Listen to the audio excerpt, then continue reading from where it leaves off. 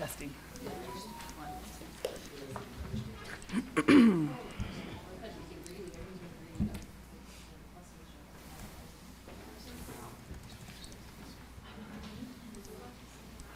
Oh, I get my hair trimmed tomorrow, thank goodness. It's so crazy. Crazy because it's like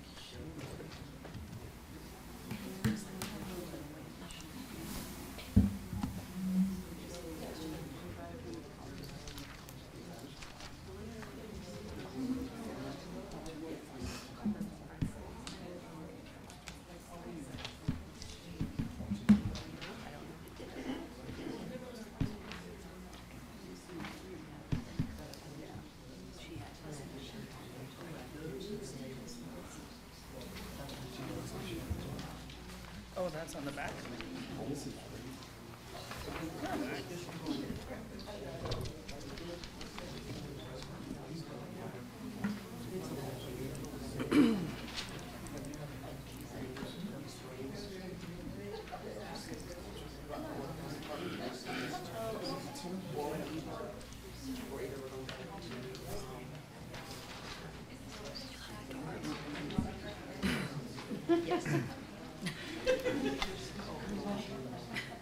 I feel like you're being followed. Sorry. I could have stopped. This is super cute. Thank you. What's up? Lunch.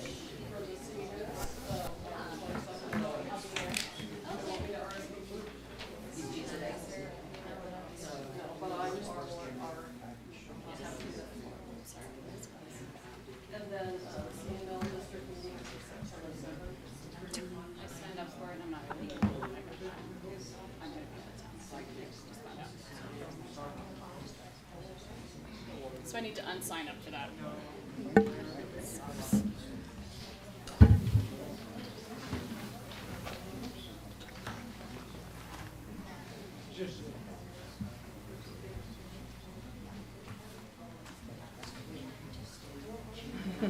Did you set it out loud? Results are popping up on her. Would you like to go to the meeting? 3 o'clock, legislative update, and then social hour and Yes. Thank you. Hey. Good to see you. Baby face. What happens when you're 22? Whoa. It's like, it's a seat Do I I need to probably come would down sit there? in I'm at just some like, point. no, I got it. In a little hole here. My husband's Do not say antique.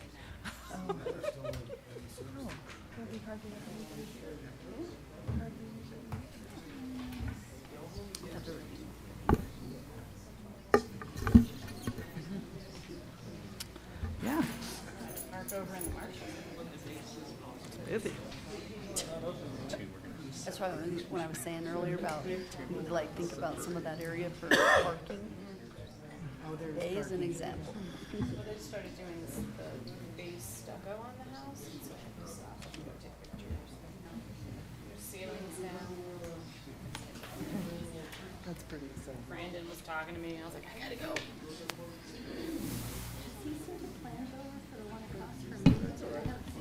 I don't think they have something yet. I think he was just kind of doing some preliminary, whatever. He can do that. Yeah, but no, I don't think, yeah. No. I don't know. I honestly don't think so, based on budget, from what I was hearing from them. I believe that. I'm with you. No, but my builder, one of the sons is building across the street.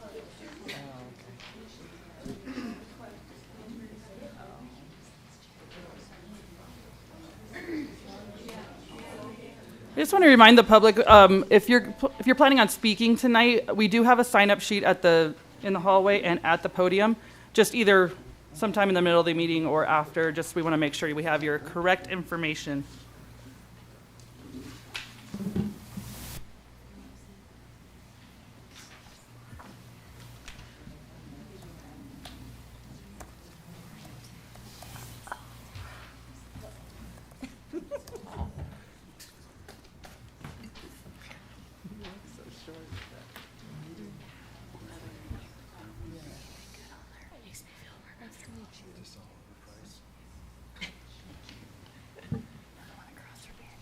I'm ready.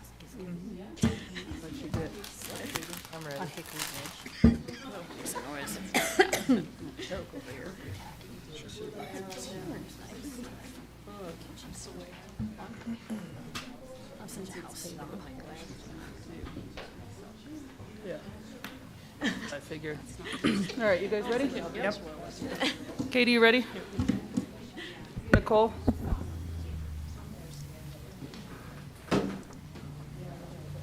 All right, I'd like to call this meeting to order dated August 15th, 2023. The time is now 6:30. Roll call, please. Trustee Cesaro. Here. Trustee Hartz. Here. Trustee Moreland. Here. Trustee Thomas. Here. Trustee Wolf. Here. Trustee Ah. Here. And Mayor Tarkington. Here. Would everybody please rise for the Pledge of Allegiance?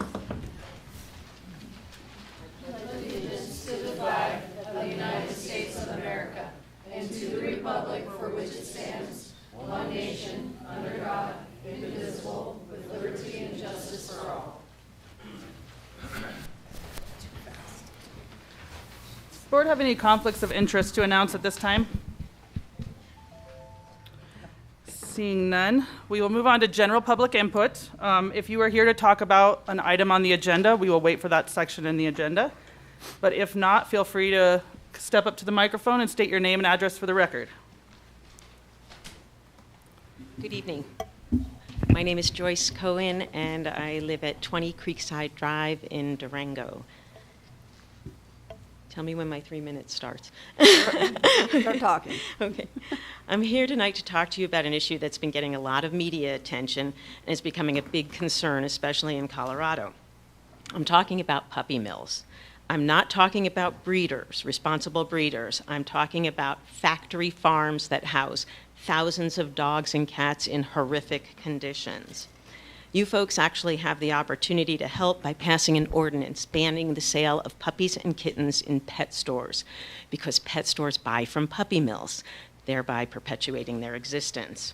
I know Bayfield doesn't have any stores that sell puppies and kittens right now, but this is a preemptive ordinance, meaning you have to pass it before a store comes to town and wants to sell animals. Once that happens, it's too late. You can't go back. You may have heard in the media pet store owners saying that we buy from licensed breeders. Well, puppy mills are governed and licensed by the USDA, and I use the word governed very loosely. It's perfectly legal to keep dogs in cages that are only 6 inches larger than the dog, wire and mesh cages that are stacked one on top of another so that the dogs above relieve themselves on the ones below. They never have to ever let the dogs out of the cages. They do not have to have interaction with other humans, or other dogs. They don't get proper veterinary care. And when the dog is of no use to the mill anymore, usually at about 5 years old, they can dispose of them in any way they want. Last night, Aurora moved to pass the ordinance on to second reading, and I learned something more horrific at that meeting, that puppy mills often take metal tubes and shove them down dogs' throats to sever their vocal cords so that they can't bark. Puppy mills probably would have been eradicated a long time ago had its occupants had a voice, but they don't have a voice. And we love our companion animals way too much to let this happen. No responsible breeder will sell to a pet store. You would not be hurting any breeders, and people can still get their designer dogs or their purebred dogs by going to a responsible breeder, just not being able to buy them in a pet store. 12 towns in Colorado have passed this ordinance, and over 450 towns and cities and 7 states in the nation have passed this ordinance.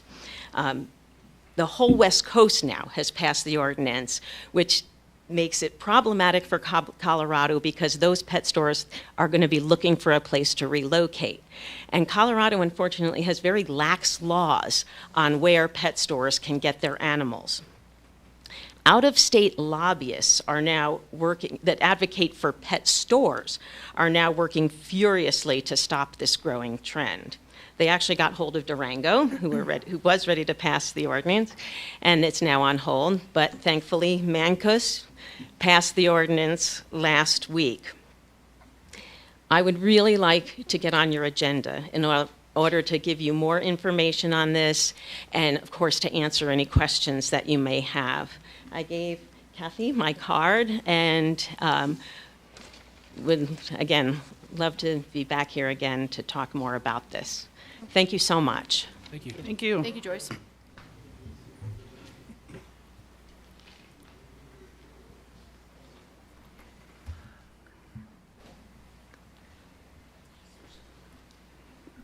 My name is Lucy Stewart. I live at 128 North Hepaloosa in Bayfield. And the reason I'm here tonight is I've been battling a water fight in my backyard. Since Jerry Hager's place went up for sale, whoever is irrigating that field is not irrigating it, and it runs down the back. The water sits behind our houses. I've got a neighbor with 2 little kids that can't play outside because the mosquitoes are so bad. I contacted, tried to contact Katie. She was not in the office. She was, I think, gone on vacation or something. So I called Public Works, and he did go check it out. And I had already called Josh Wick, who is one of the ditch riders in that area, and he went, that was on a Friday, he went on a Saturday to check and try to get this water stopped. And it stopped the first time after Josh went for a little bit. Then the water's worse. And so over the weekend, we got more water. So all of our utilities are underwater in the back of our house. And I called Public Works, and he said he had tried, but there's nothing they can do with the ditch company as far as keeping this water out of here. I called Katie. She said there really wasn't much they could do. So I'm here because this is a problem we had years ago, and the town sunk a lot of money into putting in some drilling wells back in the back to see where this water was coming from. You guys voted and did all this stuff on groundwater and place to hold this water, but here I can't do anything, and I've got nothing but mosquitoes in my backyard. I can't do anything. And then on Thursday of last week, we were supposed to get our trash picked up. But this has been ongoing for a while now. We either get it picked up on Friday, or maybe we don't get it picked up. Then we didn't get it picked up on Thursday. Friday morning, so they came and picked up the trash. My trash can was laying back on its back, and I thought, okay, my trash is empty. I was in Pagosa at a doctor's appointment. I come back, and there's trash still half full in my trash can. So I didn't realize that you guys do not work on Friday down here at the town hall. So I went to the trash, found the 800 number, called it, and I got somebody from Republic. And they said, oh, we can't talk to you. We have strict notes from Bayfield that we have to talk directly to the town, not to you. So here we are now. My trash can has been full, pretty much full, because they just dumped it a little bit. So like the first 2 bags are gone, the rest is full in that trash can. And I know they're going to start complaining because our trash cans are full, but I've seen a lot of trash cans that stay full after they come and pick up. So I don't know who's responsible for it, but something needs to be done. This is going to get out of hand, you know, with all the trash that we're picking up in the yards with the wind and everything. So I do appreciate your time. Thank you. Thank you, Lucy. We have anyone else not on items on the agenda? All right, seeing none, we'll move on. Did everybody get a chance to go over the agenda? Madam Mayor, I'd like to make a motion to approve the agenda. And second it? All right, we have a motion and a second. Any further discussion? Roll call. Trustee Zazzaro. Yes. Trustee Hartz. Yes. Trustee Moreland. Yes. Trustee Thomas. Yes. Trustee Wolf. Yes. Trustee Ah. Yay. And Mayor Tarkington. Yes. All right, at this time, I would like to read a proclamation. Pine River Shares is celebrating its 10th anniversary. Therefore, September 2023 is recognized as Pine River Shares Month in the town of Bayfield, Colorado. Whereas Pine River Shares is celebrating its 10th year anniversary this October, and whereas Pine River Shares has pursued its mission to use the knowledge, skills, and resources of people living in the Pine River Valley to increase their collective power and bring about positive social change, resulting in thriving Pine River Valley communities. And whereas over the last 10 years, Pine River Shares has lived and worked by the saying, when everyone shares, no one goes without. In the spirit of sharing, they are inviting you to participate in a delicious fundraising project that benefits local businesses and celebrates Pine River Shares throughout September 2023. Therefore, I encourage all Pine River citizens to participate with our local businesses in this celebration of sharing throughout September and beyond. When everyone shares, no one goes without. Given under my hand on this 15th day of August, 2023. We'd like to invite Pine River Shares up to the podium to talk about their event in September. My name is Sherman Bai. I'm at 1743 Pine Valley Road in Bayfield. I've been involved with Pine River Shares for 8 years now, and I'd like to thank the mayor for recognizing Pine River Shares and especially celebrating this month of September. What we have done is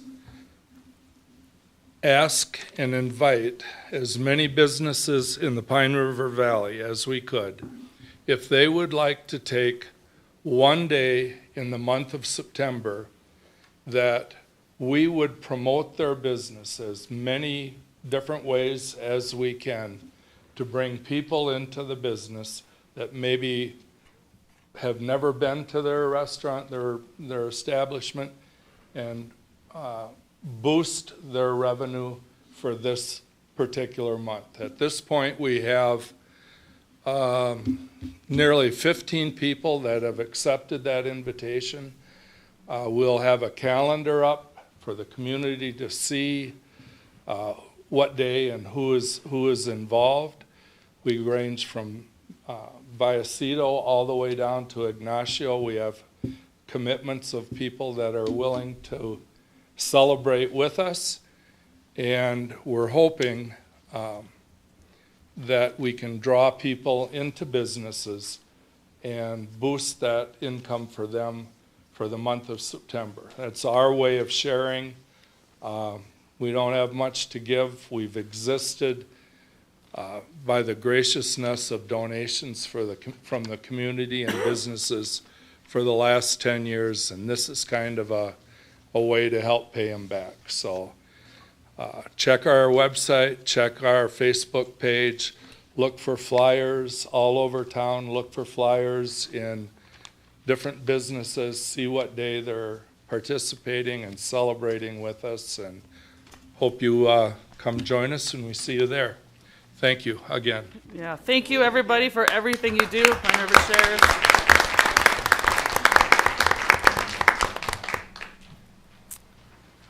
All right. Did everybody get a chance to go over the minutes from August 1st, 2023?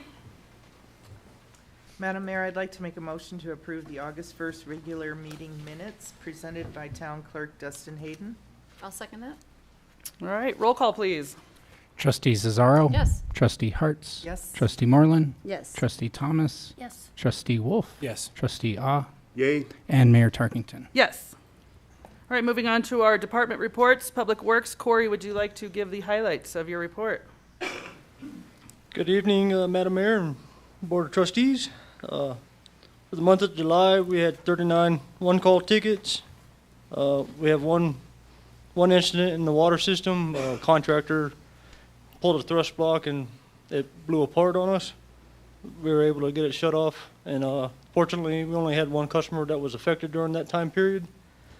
At the sewer system, we had 4 incidences with the fiber optic guys going around. They hit 4 more sewer lines. Seems to be Are they paying for that? way of the future. In the streets, the only thing really worth noting is the slurry seal project was supposed to start this Monday, but it got pushed back to the 21st. And then on the administration side, Lucas Horn has got a CDL now, and we sent 3 operators to a mini conference, Josh, Lucas, and Artie. It was very beneficial, and they're actually looking at scheduling their first test for certification. Great, cool. Did you want to ask him about that? Oh, I had asked earlier if when they do that damage to the sewer lines, is that something they pay for to fix? Yes and no. If it's mislocated, then the town has to Gotcha. cover it. If it's located correctly, then they have to pay for it. Okay, hopefully it was located correctly. Yes and no. Some yes, some no. Some yes, some no. Darn. We've corrected that situation, and they're new hires, and they're learning the trade, so Right. comes with its mishaps. It's the learning curve. Gotcha. All right, anybody have any questions for Corey? That was the only question. Thank you. Thanks. All right, Chief Hoge, would you like to give your report? Good evening, Madam Mayor, Board of Trustees, and everybody here just to hear me talk, right? July was a very busy month for us because the Senate Bill 217 went into effect. And what that is, I'll get into a bit more later. But all officers are mandated to wear body-worn cameras now and document all interactions with the community, whether it's mostly just law enforcement related, but not just general conversation anymore. That was day one, and then on the 4th of July, we had our wonderful celebration, which went off without a hitch, knock on wood. But for us, we have to thank Colorado State Police, La Plata County Sheriff's Office, and the La Plata Mounted Patrol for assisting us with traffic control that day. There was a lot of people in town. There was a lot of roads we had to kind of close off and block off to make sure the parade went off very safely. So I want to thank them for being here and helping us with that. Officer June, our junior officer, she attended PPC instructor's course. She is now our defensive tactics instructor. So we need to have one of those on our force at all times because we have to get recertified every year. So she is now our instructor. I went to a lot of meetings throughout the month. One of the most important one was the Colorado case law update that I went with the sheriff's office. We got a lot of updates because July 1 enacted a lot of new laws this year. We did a lot of foot patrols for the block parties. There was no incidents to report. We continued to provide extra patrol and foot patrol for the softball games. There was no use of force last month, which was thankful. The calls for service between 2023 and 2022 in July, we had a 30% increase in calls this year from last year. Outside of that, we are still looking for 2 people to hire, and we are getting everything else reorganized, and we're in business now. Thank you. Thank you. All right, Community Development Director report, Nicole? Yes, good evening. Couple things. Our comprehensive plan update. We wrapped up the working group meetings in June, and I plan to get the red line to the working group this week so that they can start looking at it. And then we will hopefully have by the end of August, early September, the public draft out for the public to review. Again, we're not rewriting the whole document. We're just making some updates. It's a 5-year update just to make it more relevant to what we are seeing and dealing with in the community today. So that's coming out. And then hopefully this fall we'll have it in front of the Planning Commission and Board of Trustees for some amendments to it. We also, Growing Water Smart, I know the Board of Trustees is looking at that as one of your top goals for 2024. And so the Sonoran Institute, which is a nonprofit institute that helps a lot of communities with different types of projects in the state and in the West, they are offering a technical assistance called Growing Water Smart Metrics. And this is, they're choosing 2 communities in the state.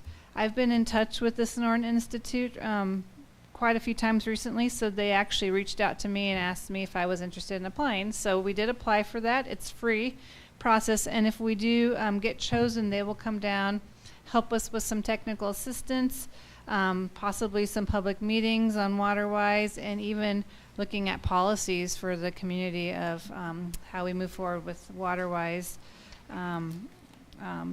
smart metrics. And they also, twice a year, they host a workshop for WaterWise, and they've never done one in Southwest Colorado, so I've asked them to consider us for 2024, and we'd be happy to be the host of that workshop. So hopefully that will happen as well. Prop 123, we, the Board of Trustees did approve the opting of Prop 123 on August 1st, and I did submit that on August 7th. So we have officially been submitted to the state. We're required to provide 14 affordable units by the end of 2026. And then grant updates, Strong Communities Infrastructure Grant. This is the grant that the board approved town staff applying for Cinnamon Heights as well as the Pine River Commons. And that the letter of intent did go out last week on that. And we will, if we are invited to apply, we will, the application process is starting October 1st. So we should find out sometime in September. The MMOF grant, we have kicked off that project with SEH. Just trying to finalize some minor contract things for them to get out there and start doing some survey work at that location. And that's the mid crossing from Commerce to the pawn shop area. The East Mill Street sidewalks, we are wrapping up engineering, and that is going out to bid, or has been put out to bid, so we are going to have our bid meeting this week to see if we have any interested contractors wanting to do the sidewalk project. We've also, because we had to do geotechnical report and also retaining wall design to where we turn onto Buck Highway from Mill Street, that did take a little bit longer. The geotech and the retaining wall design took a little longer than anticipated. And so we have asked the state CDOT to extend the deadline. The sidewalk should be in by December 31st of this year, and we're asking them for a 6-month extension. We don't think we'll need that much time, but that gives us a cushion. They have received our request and told us they would let us know in the next 30 days if we're granted that extension. And that gives us till June of next year to complete the project. And as you all know, we did receive $2 million for the Cinnamon Heights project, and we still have a gap of $700,000. So that's what I was looking at the Strong Communities grant for, but also the county had mentioned they might have some ARPA funds, so we'll continue to talk with the county and see if there's some additional funding opportunities there. But we were told by the state that we, in 4 to 6 months before we receive our notice to proceed, to do start the engineering on site, or the excavation on site. And then the congressionally directed spending. This one we thought we did not receive. We asked for $3 million for the new signal at Bayfield Parkway on the east side of town, and we had heard that we did not receive that, but that was from Senator Hickenlooper's office. However, as you all probably saw in the Durango Herald, Congresswoman Boebert was in the area, and she met with the county commissioners and told them that she was able to get us $1.5 million. And so I haven't confirmed that with her office staff yet. I'm waiting to hear back from them. But so it's possible we got $1.5 million for that signal. We're not quite sure yet. So hopefully we'll hear something on that one soon. And that's all I have. Thank you. Any questions for Nicole? Okay, at this time I will pause the regular meeting and open up our public hearing. Keep in mind we do have a staff presentation. We have some time for the board to ask questions, and then I will open it up for public input. Then I will close the hearing, and we'll revisit this item later in the agenda. So Nicole, you want to kick us off here? Sure. So I'm just going to start with a little bit of history of this project. So Joe Stevenson Park, all this property, Joe Stevenson Park, the central area, which is about 25 acres of what we call the open space area, and the town's wastewater treatment plant property, which is all this area, at some point belonged to the school district. And over time, different pieces of property were purchased by the town or were given to the Pine River Rodeo Arena property. And what we've been doing, back in 2018, the town adopted the Parks, Trails, and Open Space Master Plan. And that really is the plan for how we want to develop parks and trails and open space in the future in the town limits. It includes things like locations for potential new parks, includes the type of facilities we want to see in the parks, whether that's playgrounds or more passive recreation facilities or trails, and it includes details like what the trails should look like and what type of what type of benches and picnic tables there should be. So there's a lot of detail in this plan. But as part of that plan, the town also paid to have the Joe Stevenson Park, Eagle Park, and then these other two properties master planned as part of that. And so that was done in 2018. And that original plan, the rodeo arena was being located down south by the wastewater treatment plant, which is approximately almost 11 acres down there. And in exchange, the town was going to use that property to have another multi-use field, a dog park, basketball courts, pickleball courts, and that type of thing, expanding the skate park. Well, last year when we hired our most recent Parks and Rec director, Ryan and Katie met with the school district, who actually has a reverter deed on the arena property. And so the arena property, if the arena was ever to be relocated, that property is deeded back to the school district for ownership. And so the town met with the school district, kind of went back through that plan that was done in 2018 and showed them what the proposal was, because ultimately we want to start going after some grant funding and try and get the park constructed. And at that time, the school district said they were not interested in moving the arena, that they wanted it to remain, and we had to go ahead and revise our plans. And so the town hired Groundwork Studio, who did our original plans, and almost $15,000 contract to have them revise the plans. And so as part of that, we wanted to go back to the community, because it's been 5 years. We wanted to hear what types of facilities the community wanted to see in these parks. We had 2 different concepts that we presented. We had quite a bit of turnout for the town of Bayfield.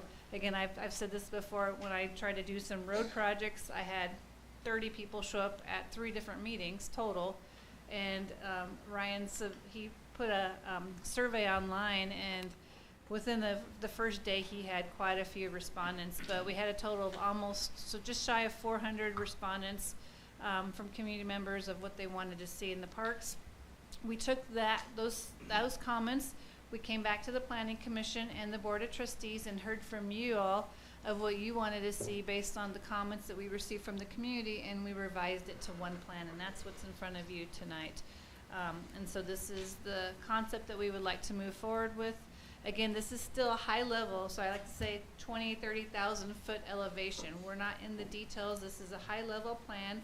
In order for us to try and apply for some funding, we do need to get to more detailed levels with engineering stuff, but we need funding to do all that. And so we want to have a plan that we can move forward with. We want to apply for GOCO grants. And so once we have a plan that's been approved by the board, then we can work with Groundwork Studios to phase it, determine what appropriate phases are, and do some preliminary cost estimates. Again, we won't have final cost estimates till we have more engineering, but get some preliminary cost estimates of what it's going to cost to do the whole project, and then really determine how many phases we can do at a time based on those estimates. So this did go to the Planning Commission last week. The Arena Association, the town, Katie and I met with them again recently, and we're a bit surprised that they really weren't in the loop on this project. And so I know they were taken aback. They were concerned that the town's really pushing out the arena project. And so we worked with them and talked with the Planning Commission and had a condition added to the motion that the town would continue to work with them. We do want to see them succeed because we know that they're going to remain at this property. We want them to be able to come along with us, be able to fix up their property and have it a part of our park plan versus something that's just ignored. And so looking at access for their property, parking was a concern for them, especially with their large trailers, and so making sure that we can accommodate when they have events there, that they have places to park as well. And so as we move forward and refine this, we want to continue to work with them and make sure that we can meet that condition that the Planning Commission is recommending be added to the Board of Trustees condition as well. And so we did have quite a few members show up, and then we had some community members show up that just wanted to see some other things considered, like seniors and the AARP exercise equipment may be added to it, as well as getting high school students involved in the process, which I know there were some as part of the surveys, and this was at town hall for a while. This was at the library for a while. It was also at the spring festival. And so we did have a range of different age groups of our community that weighed into the park plan. And so what staff would like to see is a decision by the board that we can move forward with so that we can continue to try and get this park plan a reality for our community. So when you get to that point, there are some recommendations, but again, one condition that was added is to work with the Pine River Arena Association with access to their property and parking for their horse trailers. And with that, I'd be happy to answer any questions that you all have. And one thing I do want to point out too is Eagle Park. The other two concepts that we were looking at had like a sand volleyball court, and we heard from the board we really don't want to touch Eagle Park. If anything, maybe more trees in the future, but we don't want the Joe Stevenson Park elements to be added to Eagle Park. So that was removed, and the only thing that's at Eagle Park now is just a put in for paddlecraft potential river access. So I just wanted to point that out as well. And happy to answer any questions that you have of staff. We did talk about having more covered picnic areas. Is that still an option with this plan like it is? On this plan, it's hard to see. I apologize. I didn't print it large yet because I just didn't know. I want to make sure once we get approvals and if there's any changes, then I'll go ahead and print a large one for the town. But there's some blue shade structures throughout the park area. So there's 3 up by the playground area. And then the pickleball, we also added a shade structure down by the pickleball for people that are watching it. So there were some added, and we can always look at some, like again, this is so conceptual. As we get into the details, we can look at other locations to provide more shade for. And then I believe Parks and Rec is going to want to probably see some shade in the playground areas as well, and so we'll make sure that's part of the plan. Well, I was thinking more along the lines of how we rent out the other side, and they've got a place for little party plays. Are they? Yeah, they're big enough for that. That's so hard to tell on this. Yeah, it is. They're quite large, especially the one that's just north of the basketball court. That's quite large one too. But they all would be available to be rented out if we wanted to go that route. And again, we can enlarge where they're at too. There's space there if we want to make them a little bit bigger. So right now we have 3 in the Joe Stevenson. That'd be great. I know people call and they're rented all the time. It's hard to get in, so it'd be nice to have some extras. That was the only question I had.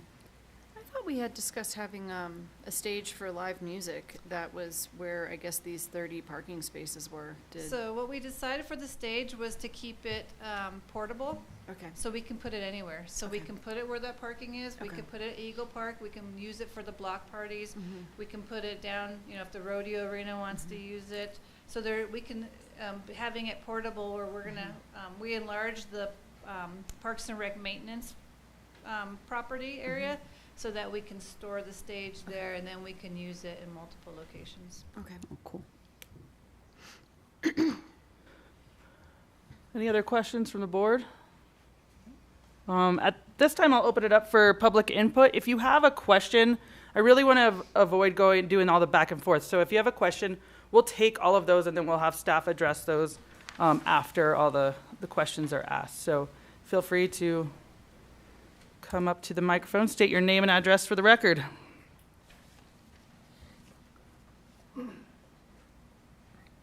Sandra Martin, 134 East Mill. With your concern about Cinnamon Heights or any new developments like that, could you please have some open space?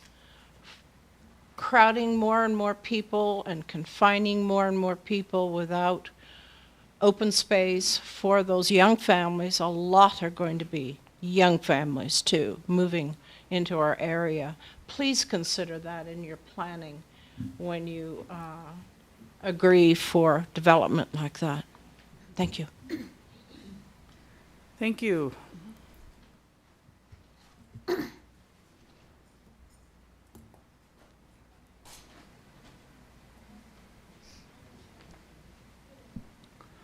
Ryan Blanchard, 627 Louisiana Drive, Bayfield. I'm here just to support the concept that is proposed tonight of the Newtown Master Park. I got involved with this in 2018. That was 5 years ago when the town was actively surveyed, and I think that survey was well done. It was at the library for a few weeks, and there were hundreds and hundreds of respondents back then and what they wanted. But also, as you talk to people in town, and as our town grows with these new developments and whatnot, I think this is a huge piece of the puzzle to enhance Bayfield and make it more desirable to live here and to stay in town more often. But I think more importantly, even if you're against the plan, I think you have to at least acknowledge that a plan like this with pickleball courts and new basketball courts and large open spaces and special events and concerts and equestrian events and heritage events will enhance the town. But it will also bring people to town, whether it's dog shows or car shows or heritage events or farmers markets or bake sales or all kinds of things that we can do with a park like this, bringing the community together. We have to get people off the highway into our town so that they spend money. We, as a town, need more financial support. And if we have something like this park, we're going to bring people in from all over and get them off the highway. So I think even if you're against the plan in general and you're not a park person or you don't care about walking the trails or riding your bike, just consider what it will do for the town financially, because we need help with that. Downtown needs help with that. That will attract more developers. It will provide more open space for young families and older folks or just people in general who want to get out and enjoy what Bayfield has to offer. This plan will open up the river. That's a huge asset that the town has, is knowing that we have probably a half a mile or more of river that right now is somewhat limited in access. The South Park part of the park will be, it's totally unused right now. This could be large dog parks for large and small dogs, but also another huge open space for special events and all kinds of different things. It'll bring the community together. Whether you're in favor of the park, we'll figure out how to pay for it. It's a challenge, but we also need that influx of money to the town. So I support the park. I hope that the board moves forward with it, and then let's get on. It's been 5 years. That's enough. Some of us want to use this park before we pass on to the big park in the sky. Thank you, Brian. Go ahead. Enid Morrison. I reside at 6605 County Road 523, and I am here actually in support of the rodeo grounds. I live out in the county. I was raised here in the county. I did 4-H in the county, as well as a lot of my friends and a lot of good kids. We shop at the businesses here in the county. I'm 100% for the parks facility. I think it's wonderful. My kids will use it. People in the county will use it. My understanding, though, is that the rodeo grounds was kind of left off of the survey because it already exists. So I understand that. But there are also a lot of kids that go to school here who reside in the county, who spend money in the county, and they need supported as well. So I'm 100% for the park going forward. I think it's a great idea. I also think the county kids need some consideration. Thank you. Thank you. Thank you.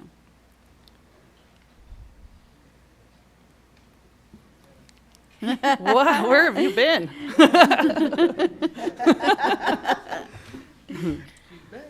I thought I'd give you a rest. Phyllis Ludwig, 9205 County Road 521. You have a great plan there for a beautiful park. We don't live in the city, but our fence line is the city. And the only thing we've been talking about at home is the dog parks, which are very nice. But we're wondering what kind of fence is going to be next to them, because our cattle are just over the fence. And if the dogs get loose and go through the fence, there'll be you know what to pay. So we need some consideration and maybe talk to us about fencing, and we can do it together or something, because we sure don't want any dogs chasing cows. Thank you. Thank you. The beef is too tough when they run around. Phyllis, you're reminding me of when the cattle were in my neighborhood, on my neighbor's backyard over the fence. Yep. Yep. We were like, get him out of there. All right, do we have any more public input on the parks? Follow up with another Phyllis, real quick. I do want to thank you. Full name, address, Oh. for the record. Phyllis Rhodes, 391 County Road 520, Bayfield. Again, county people, maybe not in-town people, but I do want to thank you for at least considering the importance of the arena and the rodeo people in this community.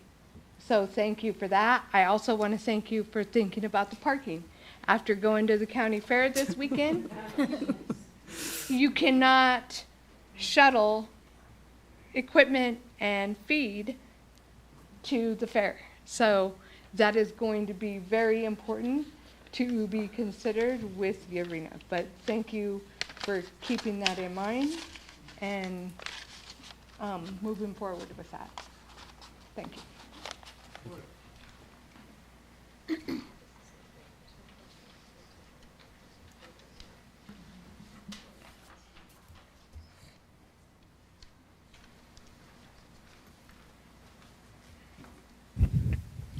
Dion Phelps, 1373 Palo Verde. This plan has been way longer than 5 years. Mid-90s we had a plan. It's great. But are the fields going to be open for the kids? Right now they're locked. You go over there and they're locked. We're spending this type of money for the kids in the community, correct? Let's open the fields. These bathrooms are open. Those bathrooms are locked. Why? It's a community park. Our taxes pay for it. Our kids want to play. My kids don't want to play anymore, but I'm here for the kids and I'm here for the activities. But we have to let the kids play. We can't lock them out of the facilities we built. It's not about, the kids aren't playing pickleball. Guarantee that.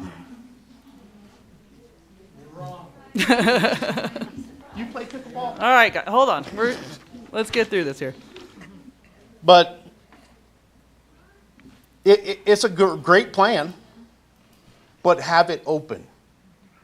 Don't lock the kids out. Thank you, Dion. Hi, Marion Tone, 1495 County Road 526. I just have a question, and I know you're going to address those later. So on the proposal regarding arena parking, going back to the questions about the arena, I see parking, but on the conceptual plan park design, I don't, and I don't know which one is right. So, thank you. Okay. All right, any more on the public hearing? All right, Nicole, did you want to address some of those comments? So I guess, Sandra, I just wanted to confirm, are you talking about more open space with new neighborhoods too, not just the park? Yeah, so the town does have a requirement that they do have to provide a level of open space, or they have to pay an in lieu fee that we can use to improve our existing parks. I would say some of the newer developments, Fox Farm has a playground. The Mustang Crossing, which is going to be east of Mesa Meadows, is going to do a trail system around the whole property, as well as some open space and like public play areas for the kids. The new Haga property development that's going to go in, they're going to be putting in a playground as well. So we are trying to get those in those neighborhoods too. So we do require it, or they have to pay a fee, but we're trying to get it as much as we can. And those will be owned by their HOAs. So the community can use them, but the town, we have a small staff, so our concentration is our bigger parks, and so the HOAs will be maintaining those smaller parks. Let's see. Brian supports. So the rodeo grounds, again, thanking us to support that. Fence line, Phyllis, we'll talk as we get into that detail and make sure that you're part of that conversation. Yep. And yes, so to kind of correct what's going on with the two plans, this is what we have right now. This was revised after the planning commission meeting and after our conversations with the rodeo arena members to look at some areas that we can take back to our consultants to consider for rodeo parking, as well as access and driveway and all that. So we'll want to have a few more conversations with the rodeo arena board members and membership just to see if that we're on the same page. And then we would be incorporating something like this into the final park plan. So I'm just going to address the closure of the restrooms and the fields. You know, I'm not really too sure when they've been locked. I do walk at night and the weekends, and they've been open, so I'm not really too sure when they've been locked. They were locked last Friday. Okay, well, we'll certainly check. We've had a changeover of staff, so it's just something to check into. So I appreciate knowing that. And I would like to read my letter, if you're okay with that. Yeah. So, good evening, everybody. I just absolutely love being in this community. Been here a little over 3 years. And my name's Katie Sickles. I'm the town manager, and I live at 608 Louisiana Drive here in Bayfield. So, to the Board of Trustees, leadership team, and community, today marks an interesting, exciting, and a very scary time. 5 years ago, the town invested in a park master plan that made assumptions about or had confirmed knowledge that a relocation of the rodeo arena would happen. From our understanding, the public, including the school district, was heavily involved. With every passing year, the ability to move forward, or just the first phase of Joe Stevenson Park, was predicated on the arena move first. In that same time, managers, superintendents, directors, and boards have turned over, maybe for the better and maybe not. With every passing budget and discussions with funders, there had to be a clear path forward to the current plan or change the plan. No blame in this game. We're public officials and we talk to other public officials. But due diligence was a high priority regarding the arena deed and any long-term legal challenges regarding property ownership. Armed with its due diligence behind us, the park master plan required a change. Town staff requested public input for the revised plan. From my experience, regardless of the input, there will always be gaps, no matter what. There's always somebody that didn't know about it. In the case of the recent park master plan process, the gaps are fairly small in comparison to many of the public processes I've been involved in. The last couple of years, the board has allowed budgets to reflect competitive salaries to recruit police officers, hire a community development director, retain park staff, hire a qualified senior center coordinator, and hire competent admin staff. The loss of 2 parks and rec directors in the last year is a real wake-up call. All park and recreation operations are in the general fund, along with police, protection, and senior center operations.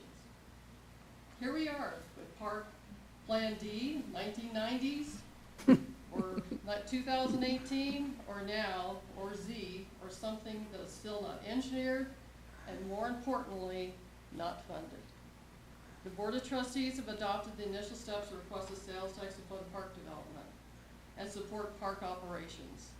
Even with this proposed sales tax, the general fund budget will be required to cut $500,000 from expenditures to keep operations within expected revenues. The board and staff understand this important task and are moving forward. If the sales tax fails, everything is on the table. Reducing police protection, closing the senior center, drying up parks, closing playgrounds, reducing customer service hours of operation, eliminating youth and adult sports programs, cutting community support, downgrading applications to essentials, and slashing legal support. This is not a threat, but real solutions to balancing the budget.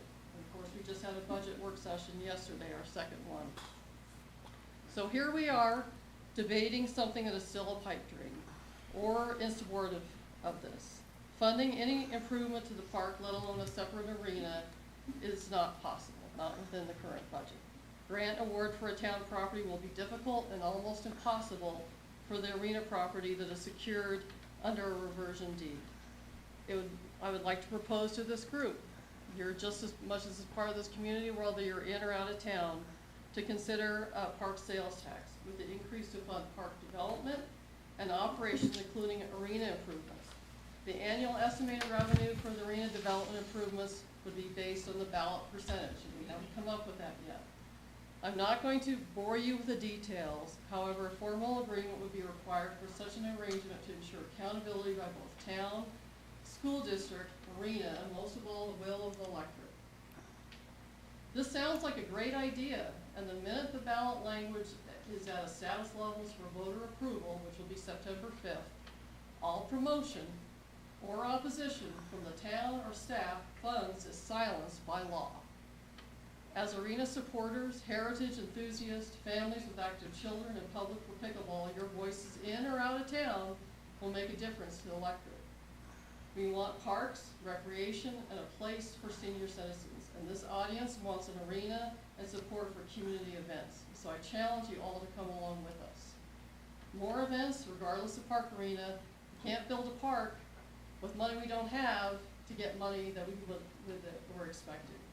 But once we have the park built, the arena improved, all the things that we really want, more events, regardless of park, arena, or community, translate to people in town eating, drinking, shopping, and staying, and this translates to business opportunity, along with sales tax generation. So although the town carries his son-in-law's name, Joe Stevenson, what a great tribute it would be to Charlie Martin's Boot and Saddle Shop on Mill Street to reinvigorate the arena and with an infusion of funds and create a unique destination in this town. So on this, I have basically a 1.5% sales tax, a 1% sales tax, and a 0.5% sales tax. And this is something that the board will be debating, discussing on the 5th, and that's our last opportunity to basically pass a ballot initiative to go to the voters. And you may be out of town, but we know that you shop in town, and we know that there's a lot of things you do in town. So you have a voice whether you're in or out of town. I've been part of local government for a long time, and I saw an initiative in another community where they had out-of-town people basically in support of a property tax. And property tax is really tough to pass. And it was very successful because those out of town understood how important it was to the municipality that they supported. So thank you, Mayor. I'll turn it to you. Thank you. Thank you, Katie. At this time, I will go ahead and close the public hearing, and we'll resume our regular scheduled program. We'll move on to our financial action agenda. I have an inkling most of you are here for item 4G on the agenda, so I'm going to ask if there's any public input on A through F at this time, and then we will have all the public input pertaining to item 4G when we get there. All right, seeing none, we'll move on to our July 2023 financial statements. Kathy. Okay. The financial statements that are in tonight's packet are current through July 31st. In the general fund, we are pretty close to having all of the property taxes collected. We're at like 98% or something. We may get a few more dollars from some of the late payers. We've received payment for the second quarter of the HIDA grant reimbursement, and you'll see that next month, because this month it didn't show anything, but you'll see that on next month's financials. A reimbursement request has been submitted for the second quarter of the community policing grant and for the $25,000 patrol vehicle grant. Mike has worked really hard, and we've gotten those caught up, and so we should be receiving those funds anytime. At the end of July, we had only expended $3,200 of the $10,000 that we put in the budget for community funding, just so you're aware. The In the general fund, the police department's overtime continues to be a little on the high side, but overall their payroll fund is in okay shape. It's in good shape. In the sewer fund, sewer fees and I&I fees are trending as anticipated. Overtime is running a little high in that department as well, but their entire payroll is fine. In the water fund, water sales are at 55%, so water sales are a little on the low side. Penalties and interest for late billings, on the other hand, are really high at almost 95%. Overall, the funds, we've earned $45,566.70 in interest for the month of July. We budgeted $51,500 over the 7 funds for the entire year. And at the end of July, we've collected $262,153 in interest this year. Nice. At 500, so we're about 509% above what was budgeted. And then just on another note, the grant for the shared use path, I had submitted a grant reimbursement request way back in June for that, and I finally got a call Thursday from CDOT that grant request has been moved forward for payment, so we should receive that here shortly too. That's it. Any questions for Kathy? If none, I would entertain a motion to approve the July 2023 financial statement. Madam Mayor, I'd like to make a motion to approve the July 2023 financial statement. I'll second. Okay. All right, any further discussion? Roll call. Trustee Cesaro. Yes. Trustee Hartz. Yes. Trustee Moreland. Yes. Trustee Thomas. Yes. Trustee Wolf. Yes. Trustee Ah. Yay. And Mayor Tarkington. Yes. Sales tax report is in your packet. Unless you have any questions, we'll move on to utility, police department body camera system. When I first took over a couple months ago, officer safety was a primary focus of what I had for all of our officers. What I noticed inside of our vehicles and our body-worn cameras, because we need to get in compliance with Senate Bill 217, we have body-worn cameras that are antiquated. We have in-car cameras that are held by duct tape, and these are not matching systems. The cars do not talk to the body-worns. So that's a big safety issue when our officers have someone in custody. The cameras are not talking to each other. And these cameras here are a big safety liability. If you've read a lot of the reports nationwide, these get knocked off during incidents, and they don't record the full capacity. Lieutenant Tischer, when he was here, did an awesome job in researching a system to go to, and he was awarded a $25,500 grant for body-worn cameras for us to come in compliance. That being said, the system that he went to is utility. Utility, I met with their distributor, and we talked at length on how it would benefit Bayfield Police Department. Their cameras are, for body-worn, are sewn inside the shirts. All you see is the lens. They cannot be knocked off in a struggle. They can't be fall off in a run or anything like that. The body-worn talks to the in-car camera. If the officer has somebody in custody and this camera is activated, as soon as he gets within 100 feet of the car activates.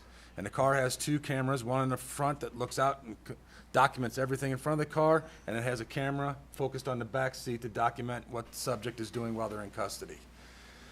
This system also has features that others do not have, where they have a holster alarm and a taser holster alarm. If an officer moves to pull his gun, it automatically activates. He doesn't have to think twice about turning on. The camera turns on automatically. Same for the taser. If an officer gets into a physical struggle, he doesn't have to stop to turn it on. The camera recognizes that, activates immediately. Same thing for a foot pursuit. I'm very familiar with Axon and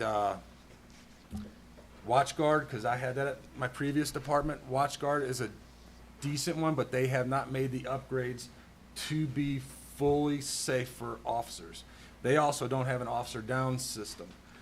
This system here, if an officer falls down, has an issue, and he's laying down on the ground, it will activate a GPS code to everybody that has our system, and it will go live to dispatch. So the dispatcher can see what that officer is seeing. It also allows us inside to go live in the cars to see what the other officers are encountering. We do not have any of those capabilities right now. These systems don't talk to each other. I have 4 cars that have in-car cameras out of 9. All of our officers do have body worns, but none of us have the same systems. So when we download, we have to download to a hard drive, then give Amber a copy of a Fire Stick that has a video on for evidence, which is not good because now we're transitioning from the pure data to a not so pure and then into another system. It's not good. She also does not have any redaction capabilities, which is required by Senate Bill 217. Utility has a full redaction system in it. So we've already reviewed it. We saw the redaction. She did a test with the redaction. It allows her to do everything for Cora. Our current system does not allow us to be with Cora, which is the Freedom of Information Act for Colorado. So we are barely in compliance because we do have them, but to be completely in compliance and to have full officer safety, we need to switch to a full system that is integrated between body worns and our cars and is capable for us to meet full compliance with the Senate bill.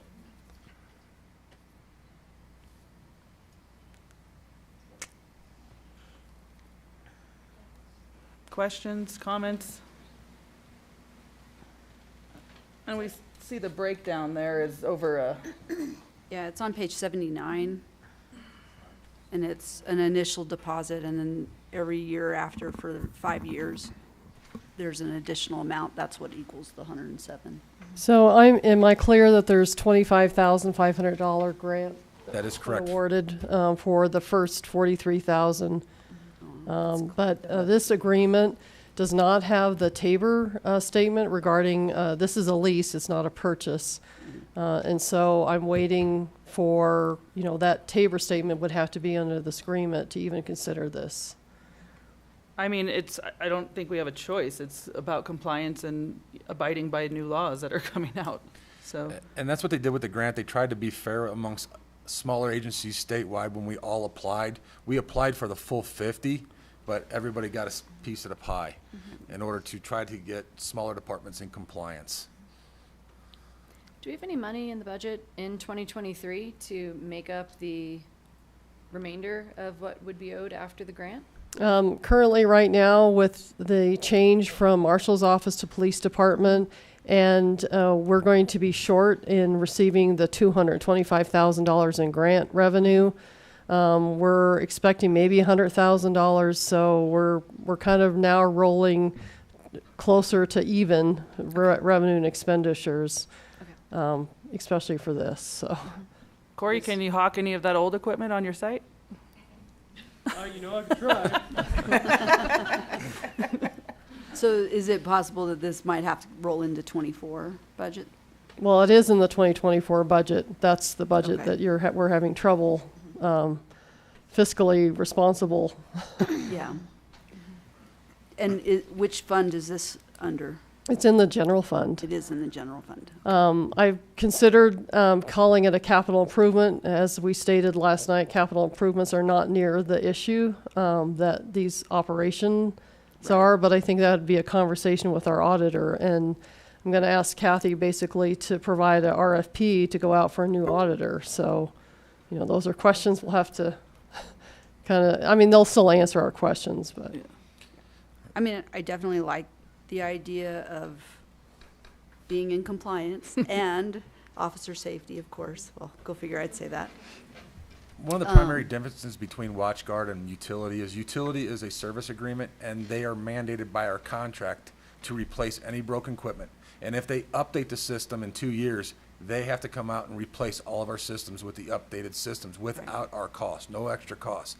If we do WatchGuard, we own everything. If it breaks, if it's not under warranty, we pay for it. Transfers from car to car, we got to pay for everything. So that's why we looked at the service agreement. We don't own anything, so if it breaks, they have to replace it. Having worked in service agreements for facilities through my bank, I totally get that, and I actually like that. I prefer that over owning them for those very reasons. Plus, technology is always improving, and so, you know, you want to stay up with the technology for that kind of stuff. So, I mean, I like this idea. We just have to figure out how to pay for it. And Katie, is your concern for Tabor having to do with the limitation on the town to only be able to commit fiscally within the budget year? That's correct. Yeah. So, I mean, I don't know, am I hearing from the board, what's the temperature of the board, move forward on this, and is that, I mean, like I said, I don't think we really have a choice to be compliant. We have to figure out how to pay for it too. What's the difference with the watch, what's the other product? Well, we just don't own it, or we Right. own it, and we have to But fix I'm it. just as far as Financially? cost-wise, yeah. Cost-wise, they are very similar in costs for total packages. What do the other municipalities here in our region, do we know what they use in Durango or in Some are Pagosa, at Ignacio? counties using WatchGuard right now. I don't know what Durango's actually using. Some use Axon, which is they own Taser, so a lot of them do that. I have called out to 2 departments that use this. One is St. Louis County, one of the largest police departments in the country. They are using this now because everything is, the dispatchers can look at the screen and see where everybody is, which is very important in our day and age when officers are out and about. Baldwin County, Alabama, where I was familiar with, their agency has been using it for years and have nothing but high regard for this program or for these systems. Based upon its utilization, it cannot be knocked off your body. It's always ready to be activated. It goes back 30 seconds automatically to get the pre-record. It doesn't get the audio until you actually hit it, but it does get pre-record. So in a liability sense, it covers not only the department, it covers the town for liability reasons. And I think, I don't know, Katie had a little more information on that Idaho Falls issue, that lawsuit. I know about the Atlanta one. These were all body-worn cameras that were knocked off and did not document. All they had was audio. So these type of body-worns eliminate that problem. So we'll always have a good video on every incident we are encountering. For the system of dispatch knowing where the officers are, would there be any limitations, being that there's areas where there's no phone service, there's no internet service? The cars come with their own Wi-Fi capabilities, so that's how they feed from the body worns to the in-cars, and then when they hit a system, it downloads to the government cloud, and we don't have to buy a server, unlike we would have to for WatchGuard. So that's the other IT capabilities that we have there, is that they fully support everything from their office or their complex where they're located. So everything is live feed, it's live download. If something happens right now, I can get it within 10 minutes and put it out. So, I mean, I guess, Katie, we'd have to revisit this and have it. Have to have that. I'm not comfortable approving the document that's in the packet right now, just because, you know, we can't secure a lease for longer than 1 year, our fiscal budget year, so. Okay. But I think this is a great system. We Direction to need something proceed. where it sounds Direction to like find out. we don't even have enough cameras in all of our cars or for all of our officers, so we need to be doing something. Right, if we do a DUI stop, we don't even get the probable cause, we don't get any of that. And if there's anything that happens outside the car, we really don't get any of that. The body worns, we just had one get knocked off the other day that did not document the situation, but luckily the other officers did. So it's one of those things is that for our protection, and since I only have one officer on most of the time, and their closest backup may be 30 minutes away, having the capability for the dispatcher to look live to see what's going on is very, very important. Especially if they're like in a scuffle and something's going on and going down, or they pull their gun out or something like that, and don't have time to call backup or Right. anything like that.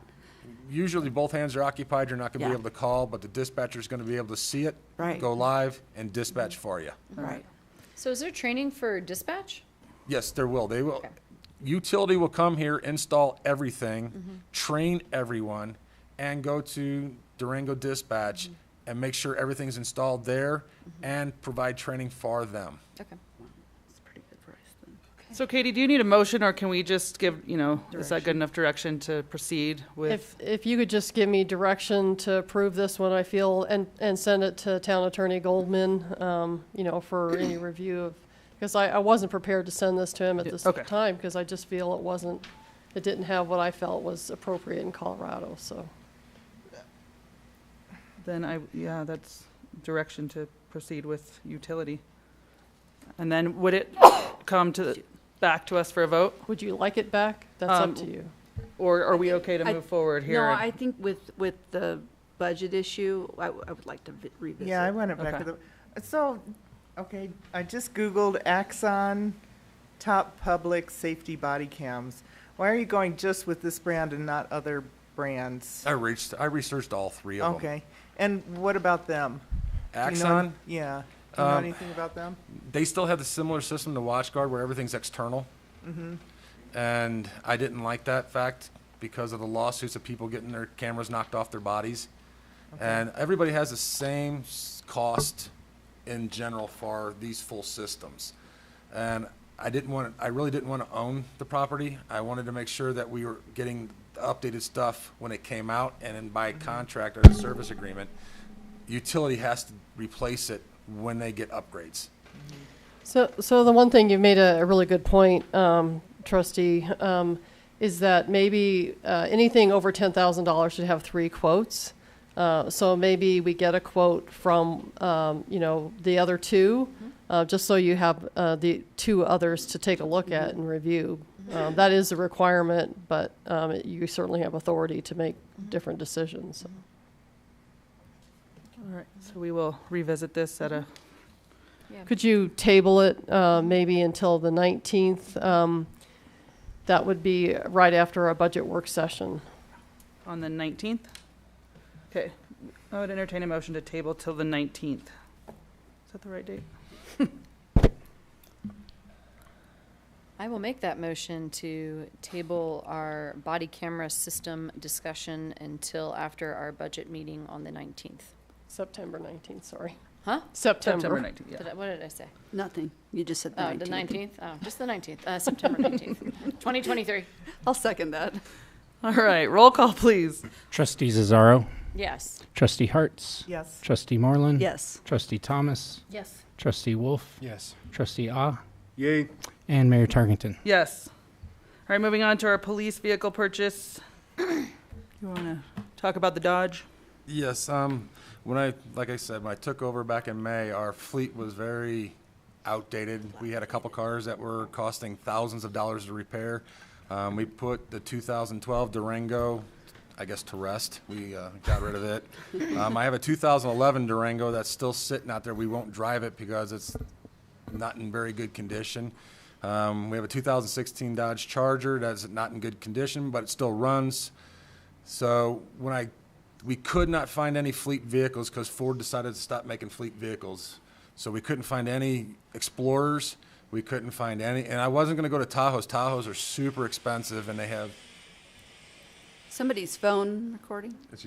The Tahoes are really expensive. And they had some issues this year where they were breaking down and they were warranty work and stuff like that.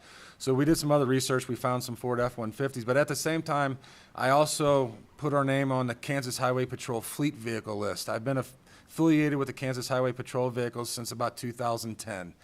And what it is, Kansas Highway Patrol sells every one of their vehicles, whether it's an admin vehicle or patrol vehicle, at 49,500 miles, whether it needs it or not. And they're all fully serviced, and they come almost fully equipped. So I signed up for their site to get a Dodge Durango, and it was supposed to be 8 months out. Well, it took 6 weeks. I didn't expect it. It was not supposed to start until, or get us on the list, or get us available one until after January. But they called 2 weeks ago and said, hey, you want a Granite one? It was the commander's vehicle. It's got all the interior lights. It's got everything but a radio in it. Do you want it for $31,000? I said, well, let me ask. So I asked Katie, is this something we want to do? Cancel out our or cancel one of our vehicles for the 2024 budget, which was estimated at 70, to buy a new one and get it all completely outfitted, or get one for 32 that's going to last us 5 to 6 years, and it's almost completely outfitted already. So that's what I was asking, is to eliminate the one from next year, and get one at almost half the cost that's ready for the road already. We like that. Sounds like we just paid for utility in 2024. Although I think we already talked about this last night. Any questions on that? And I'm assuming that we're also jumping on this because it was so difficult to get any vehicles as well. And this Dodge Durango is a PPV vehicle. Those vehicles, that's a police pursuit vehicle. The ones we have that we just purchased are capable of having all the equipment installed, but not really rated for police vehicles. But I don't think our officers need to go over 55 miles an hour anyway, because otherwise you'll go from one end of town to the other in 2 minutes. So we are going to, and I talked to Katie, we're going to stay on this Kansas Highway Patrol list, because that you can, once you get one, doesn't mean you're done forever. You can just go back to the bottom of the list, and if it comes up again, we'll be able to purchase these vehicles at half the cost of a new one. And we're going to try to stay on that lane, replacing our vehicles as they need to be replaced. And it'll save the town in the long run a lot of money for purchase of new vehicles. And they come full, almost with warranty still from Dodge, and they're only 2 years old. And Katie, we have the money in the budget for this So year? this would require a budget supplement, but then we're going to reduce our 2024 budget by $70,000. So And that's in the general fund? that's correct. Okay. Well, any savings we can do in the Yes. general Yes. fund. Yes. All right, we what's need a that, motion 70,000 if to everybody's the ready to move 500? forward. Madam Mayor, I'd like to make a motion to approve the purchase and remove a second vehicle considered for 2024. I'll second that. All right, any further discussion? I just want to commend you on finding this Oh, thank and you. finding a solution that is cheaper, so good job. Thank you. All right, roll call. Trustee Cesaro. Yes. Trustee Hartz. Yes. Trustee Moreland. Yes. Trustee Thomas. Yes. Trustee Wolf. Yes. Trustee Ah. Yay. And Mayor Tarkington. Yes. All right, moving on to our Pine River Senior Center handicap restroom doors. Is this you, Yes. Joe? Yeah, I can. Yeah, so the senior center has 2 doors to the restrooms. They're really difficult, they're real heavy to push open. We would like to make those ADA compliant so that they will be signaled to open and close, and we're not saving our mature adults out of the restroom. So we did get a bid that is in your packet.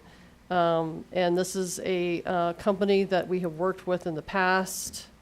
I'm just going to get to that page. Sunglass from Farmington. The cost is $6,285.60. We would like to do that this year. Because of the need, we are increasing usership of the senior center. And there are some capital improvements that we won't do in the general fund. So this probably will not require a budget supplement. Are these doors the kind where they can push the button and it opens for them? Is that what you meant by? Okay, thank you, Joe. He shook his head yes, for those that you weren't looking. Yeah, there's a couple pictures on page 88. Well, there's, yeah, and I don't it's see kinda like a hard little to see button or it, but anything, yeah. yeah. All right, does the board have any questions, comments? Is this part of the, what's budgeted for the renovation? No, we're at the end of our renovation budget, but this would be in capital improvements we budgeted for other general fund items that we're not going to do this year. Okay.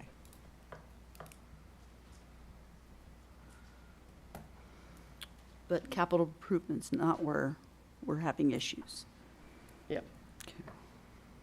Madam Mayor, I'd like to make a motion to authorize the town manager to execute the quote and proceed with senior center handicap doors. I'll second that. All right, we have a motion and a second. Roll call, please. Trustee Cesaro. Yes. Trustee Hartz. Yes. Trustee Moreland.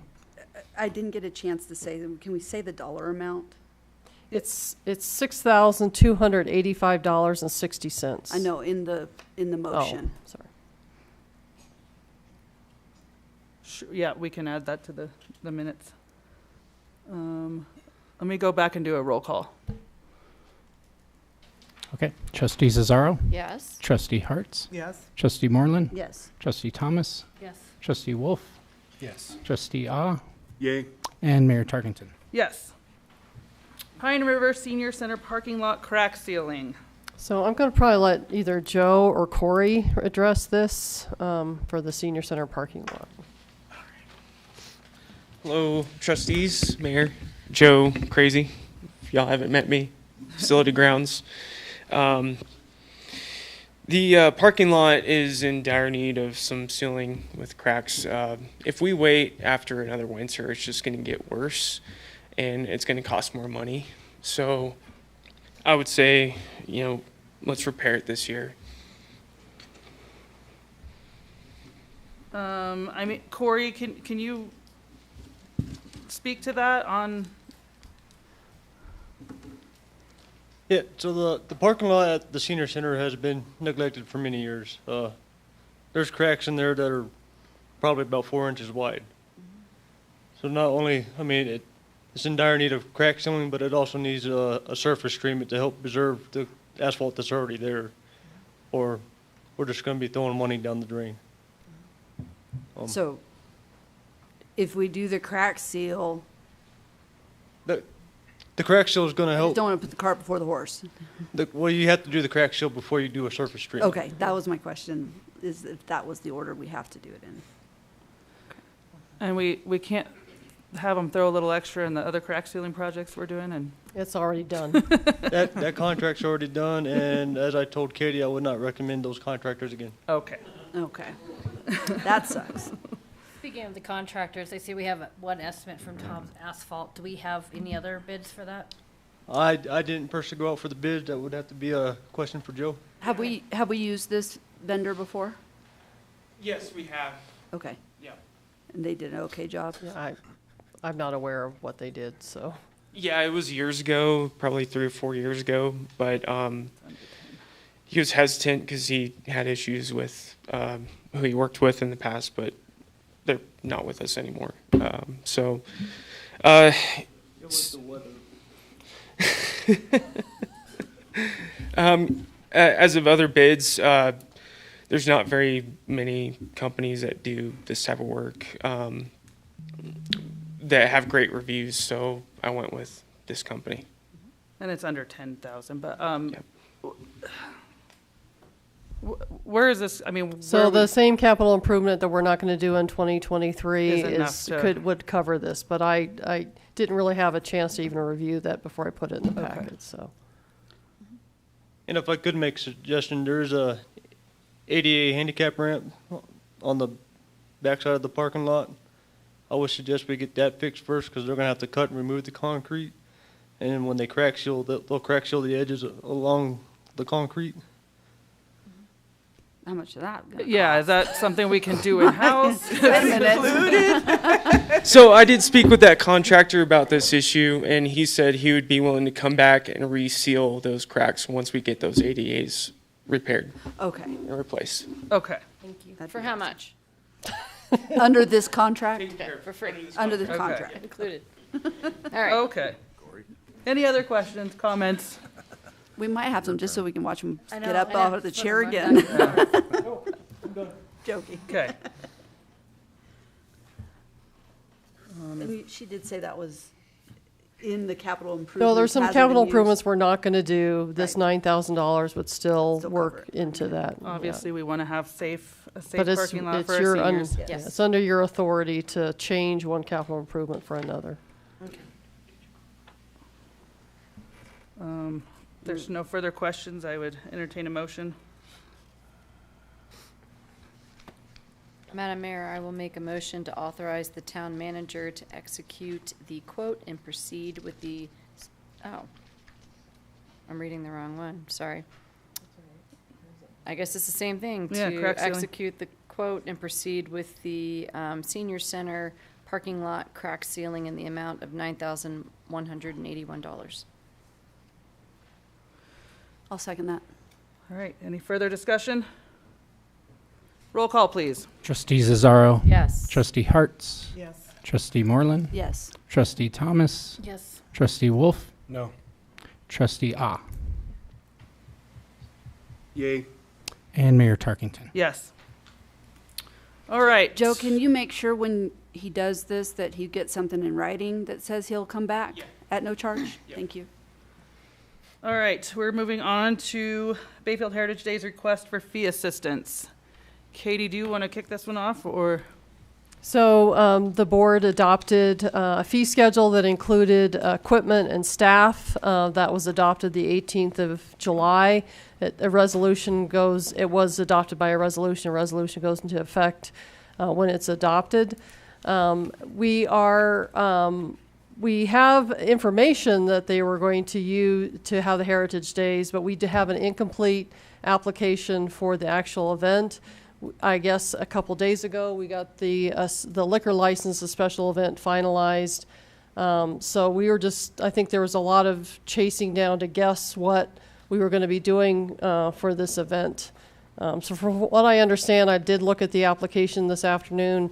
We still have an incomplete application for the event, including parade and some other things. Does the board have any questions on that, or? When was the initial incomplete application submitted? I have it dated on the June 7th Okay. of 2023, but it's not complete. Okay, not complete. Okay. I'm going to go ahead and open it up for public input. Keep in mind, I do want to avoid the back and forth. We'll take your comments, we'll take your questions, and we'll address those. So please feel free to state your name and address for the record, and you have the floor. Phyllis Rhodes, 391 County Road 520. I'm the one that started this application. I wasn't aware until last week that this application was incomplete. The beer tent was up for grabs. I mentioned that last week. We didn't have to have it. But I do want to say thank you to everyone for showing up in support. The town of Bayfield for allowing us time on the agenda to discuss these newly approved resolution affecting the fees to Bayfield Heritage Days and sheep trailing. I want to make it clear that this is not a personal or personnel issue with me. We all have a job to do, and it comes with making tough decisions. We are all here because we care about Bayfield, Colorado. We're a tight-knit community. Sometimes we feel like a large family, and with that, we don't always agree. If we're not listening to each other with empathy and respect, we can't grow as individuals nor as a community. I ask that we be respectful and listen to each other, first of all. But now I want to take a few minutes to give you a little background on Bayfield Heritage Days and sheep trailing. It was started 23 years ago with a small group of volunteers and nonprofits seeing the need to share sheep trailing and ranching traditions with the newcomers in the area. The Lassiter family started this event. For generations, they took their sheep up to the high country in the spring, brought them back in the fall or late summer, and in 2010, J. Paul Brown became a part of this event and continues to share his family ritual. These family traditions grew into a parade and annual event, an event that the town has always put on their calendar with no questions asked. We've operated this on our own with local volunteers and nonprofits. And we know that the town works on a budget. We all do. So we've never expected nor requested funds or personnel from the town for Bayfield Heritage Days. The restrooms at Joe Stevens were open the morning of. Jay and I took it upon to meet with representatives of the town the Friday before the event, and we just made sure that all the expectations were there. The restrooms, the trash cans, the trash liners, TP, access to cleaning supplies, all that stuff. And at the end of the day, it was our responsibility to make sure everything was locked up and cleaned up and put away. With this event, we have a small parade. The barricades were left on the street Friday. We would put them up, take them down after the parade because it's so small. So the need for a town employee really wasn't necessary. Law enforcement has never been needed in the past. We understand the need for public safety. I can recall the year that local fire and law enforcement encouraged us to cancel the events due to lightning in the area. We canceled all the events for that whole day, and an hour later the sun came out and it was a beautiful day. We had a lot of upset people. The recent approval of these resolutions, 572, 573, and 574, have attached fees to all town facilities for non-town sponsored events. In this process, we were in conversation with Ryan and Andrea for months. Yes, I put in the application beginning of June. In this resolution, I'd like to read a couple of spots. Whereas the following policy by resolution for facility and park rental fees may be amended from time to time by the town board as required.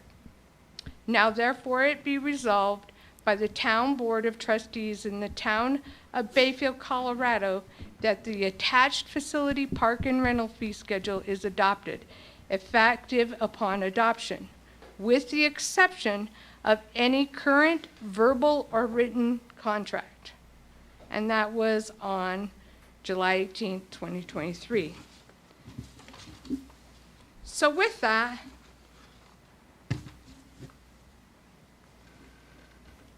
and again, let us not forget that the town has always put this on the town event. So we'd like for all of the fees for 2023 to be waived this year. And we want to know what our future fees will be in the years in the future. Because the future of Bayfield Heritage Days is contingent on what happens here. We make no money on this event. Our budget is like $1,000. Trying to put in an event with music and advertising for $1,000 is pretty hard. The parade is so small, we don't charge an entry fee. The only money we make is off vendor fees and t-shirts like every 2 years. And we have to keep our vendor fees low because nobody wants to show up for 3 to 4 hours for a much smaller crowd than 4th of July. We've tried to merge farmers market and ask them to come to our event. They don't want to come because the town of Bayfield requires a business license for special events, and that cuts into their profit. And while they're over at Pine River Church, they don't have to do that. Again, all the little money we get goes to entertainment and advertising. I just want you to understand how these fees are going to impact and possibly destroy Bayfield Heritage Days and sheep drilling. In closing, I'd like us to remember why we chose Bayfield, Colorado as our home. We have one thing in common. We are all part of this community. community events should not have fees attached to them. My request of this town board is to preserve one of our greatest resources, ranching and farming, along with preserving our local history. The future of ranching and farming depends on all of us working together. Waive all these fees for 2023 and years to come if we commit to no fees for the town. The future of Bayfield Heritage Days and sheep trailing depends on your decision. I want to thank you for your time. Thank you. Okay.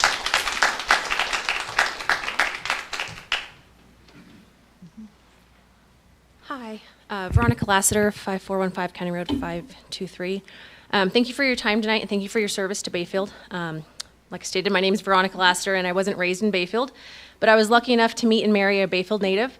I married into a sheep ranching family that I'm so proud to stand shoulder to shoulder with members of this ranching community. My mother and father-in-law started the Bayfield Heritage Days and sheep trailing event in 2000 after deciding to share their wonderful tradition of sheep trailing with the community.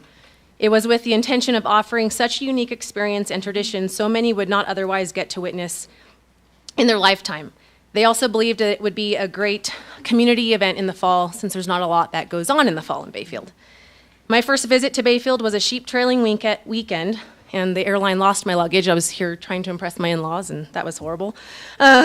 It's one of the very things that makes Bayfield so special and unique, and honestly, it's my favorite day of the year. You've heard a request on behalf of the Bayfield Heritage Days Committee tonight that I hope you will seriously consider. The Bayfield Heritage Days and sheep trailing event is not, nor was ever intended to be, a profit-making event, and it is for the sole purpose to bring Bayfield together and honor the history that our area was founded upon, agriculture. I understand there are financial needs the town is struggling to meet, but I hope you'll consider this request for this year and remember the uniqueness this event brings to Bayfield and vote to preserve those very things. Thank you for your time. Thank you.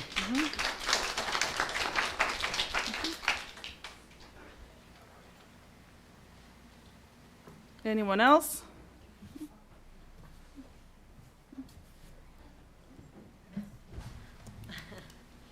Hi folks, Marion Tone, 1495 County Road 526, and although I'm from a cattle ranching family locally, we completely support Bayfield Heritage and Sheep Trailing Days. It was started, as you know now, 23 years ago. I came here permanent, full-time, in the recovery days from Missionary Ridge Fire. The first Bayfield event that I participated in was Heritage Days, and it meant the world to me to understand a lot of the heritage that is part of this community. Since marrying into the Tone family, I've realized it's not only sheep that trail through the town, but not that long ago, Alan would bring the cows down Mill Street as he took them out to pasture in Gem Village. So there's a lot of history here. This is such a key part of the community building. In our community, Carol Blatnick cannot be here today. A lot of you know her, but she asked me to pass along that she was on the board when it was initially approved, back before many of us in this room today lived here, and that it was really a community event, a volunteer event, and so important to help preserve and enhance and promote the heritage of this community. I've spent some time, not as much as I should have, but I spent some time with the development director this year working on the comp plan and several of the members of the community that are here today. One of the themes that came out of those year-long work sessions was how do we enhance, preserve, and promote the agricultural heritage of Bayfield. This is the #1 event that does that. I think that there should be a fee waiver. I don't think there should be assistance, which is what's listed on your agenda. I think my request to you would be to look at the big picture. I know money is tight. We've all been listening to it tonight. But this is one of those events that, as we say, generates its own, wave of momentum. We bring people into town. These are all volunteers. Nobody gets paid to do any of this work. We bring people into town on that day.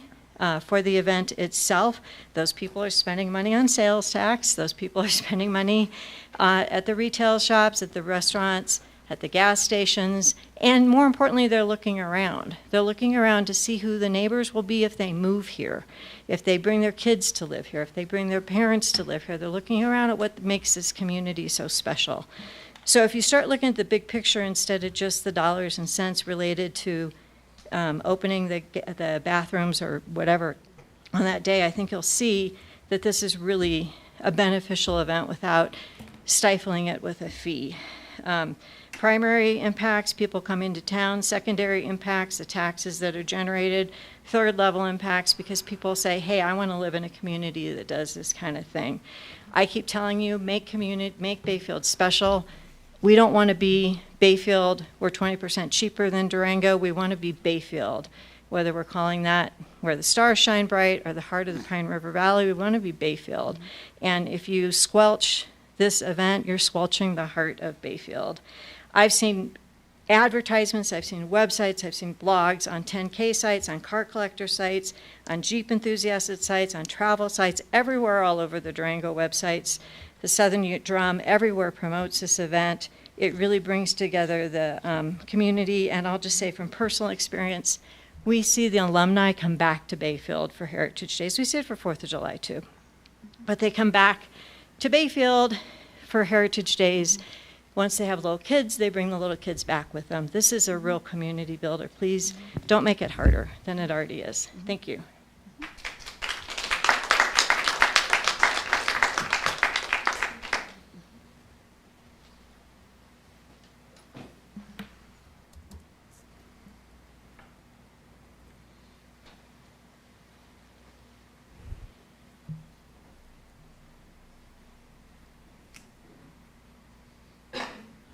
Carol McWilliams, 4334 County Road 509. Yet another out-of-towner. And we do participate in the town. We are in town a lot. We pay sales tax in town, supporting the businesses and the restaurants. I have been involved with Heritage Day since it first started in 2000. With Jerry Lassiter, and there was a lady who lived up in Forest Lakes who was a weaver and was also involved with it, and there were some other local fiber arts people who were involved with it. And it's always been a very small committee of unpaid volunteers who have made this whole thing happen for the benefit of the community. And it was a week ago, this past Monday, I think it was the 7th, we were just getting down to crunch time. It's getting close to the event, which will be on September 30th. And all of a sudden, we were advised about all these fees. And I'm the keeper of the checkbook for the event. We have $1,900 in the checking account to cover expenses like music and advertising, and if we have to pay for porta potties and this whole bunch of fees, which looked like it was going to be around $800 plus porta potties if we have to do that. And immediately our planning stopped a week ago Monday, until we found out how this was going to resolve. It was like, well, do we just give up on the whole thing?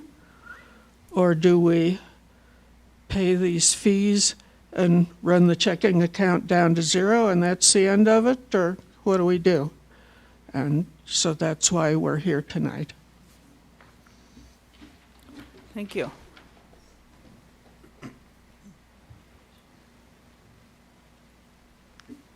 Good evening, Annalise Lassiter, 6855 County Road 523. I just wanted to echo a lot of the sentiments previously mentioned, my mom and dad started the event along with Carol McWilliams, Phyllis, Dennis Hillier, and Deb Janis and Joe Woods were part of the original committee. And they did that actually initially because the town had hired independent consultants to do some sort of like study on economic revitalization. They had the 4th Festival and they had a Christmas festival. And other than that, there were big gaps in the revenue. And so there was a conversation held with the town manager at the time after this independent contractor recommended having a fall and a spring event, every season a big event. And the town manager at the time got together with my folks, and we came up with this idea, and then through a small committee of volunteers has been iterated, it was born. But the town does benefit incredibly as people visit here from really all over the country, and whether they're deciding to retire here, whether they're a town alum like me that just relocated from Los Angeles, and as I'm coming here deciding whether I want to raise my kids in LA or Bayfield, you come to these events and you really get the chance to see the vibrance of this community. But it's as much about celebrating the heritage as it is about expanding the town, because there are tax dollars, and particularly if you're going to be funding projects not on ad valorem taxes but on sales tax revenue, that boost in sales tax revenue can come from events like this. And if it ceases to exist, there's an entire gap between the 4th of July and the Christmas. That and again, these are volunteers. I don't think it. So it potentially is worth doing an analysis a little bit more on what the ancillary benefits are to the town, because I think if that's taken in consideration, I do agree that it would be, incredibly short-sighted to have the event not be able to continue. Thanks.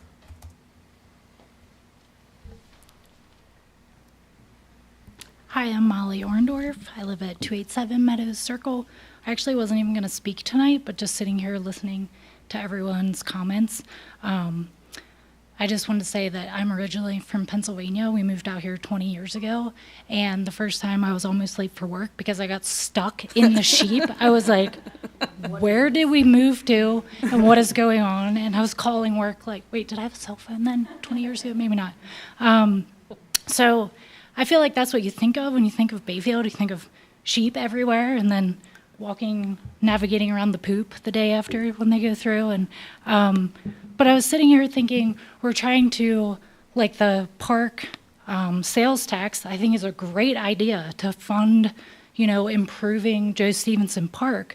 Well, what if within that tax we had a chunk that went to waiving fees for community events that are over 20 years old? I feel like we could have a way to help keep this event going. And sorry, I get really nervous when I have to speak in front of people. I'm like, You're doing great. As the spouse of someone who ran the events for lots of years, this was the one event that he was like, yes, I don't have to do anything with this. They just do it. So if we keep it in that fashion and figure out a way that it works for everybody, because I do understand the need for fees, but if the event managers and volunteers can do what's needed to keep the event going, and then maybe have that fee that would be charged, but it could be covered by something else from the town. I don't know, just thinking outside the box. But yeah, it would be sad to see it go, because the other thing is, from what I remember, when 4th of July fireworks get canceled because of fires, they're usually for Heritage Days, because by that time, usually we get enough rain. Not this year. But that's the other thing. I think people count on those fireworks. We don't have them for 4th of July, so it's just another thing that the community really likes. So thank you. Thank you.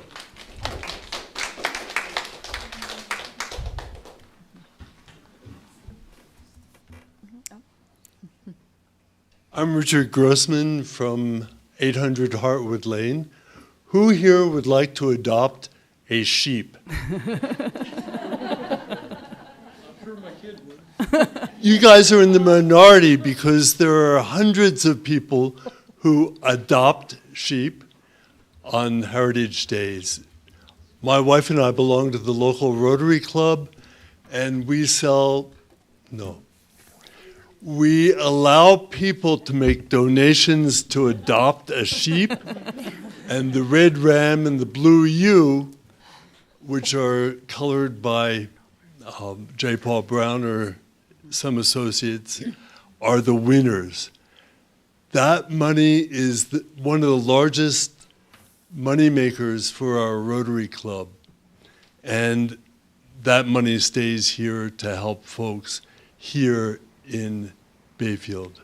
So by getting rid of Heritage Days, you will actually be hurting some of the kids, especially here in Bayfield.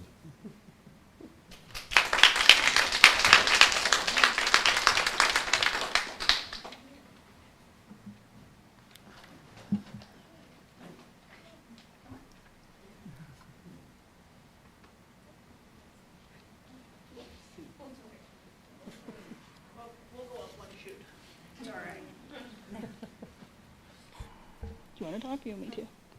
Okay. Kayla Patterson, 43 Brookside Trail, Bayfield, Colorado.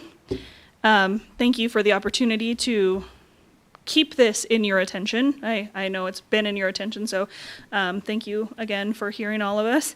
Bayfield Heritage Days, again, 23 years old. This is like Christmas every year. We know it's happening. This is not a surprise to anyone. Most residents look forward to it. The event brings in people from all over the Four Corners to our beautiful slice of Colorado to celebrate, spend money, reminisce, enjoy small town festivities. It would be a real shame if we weren't able to have this annual event because of a fee schedule. Not only that, but what about our annual Independence Day event? Some of the 5K runs that take place here, most of these are fundraisers for nonprofits. Does the town of Bayfield intend to stop these fundraisers with a new fee schedule? Please remember that this is Bayfield. We are not Durango, and several of us, myself included, do not live in Durango on purpose. I would hate to see things like this disappear because my town government has failed us. Please don't turn us into Ouray, Telluride, or Durango.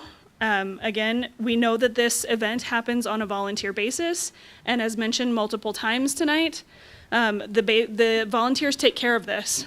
They have a very small budget, and that budget is already taken up by the very few things that are able to be paid for during this event. As you can see, I have a toddler on my hip, and she would like to see the sheep come through this year and next year.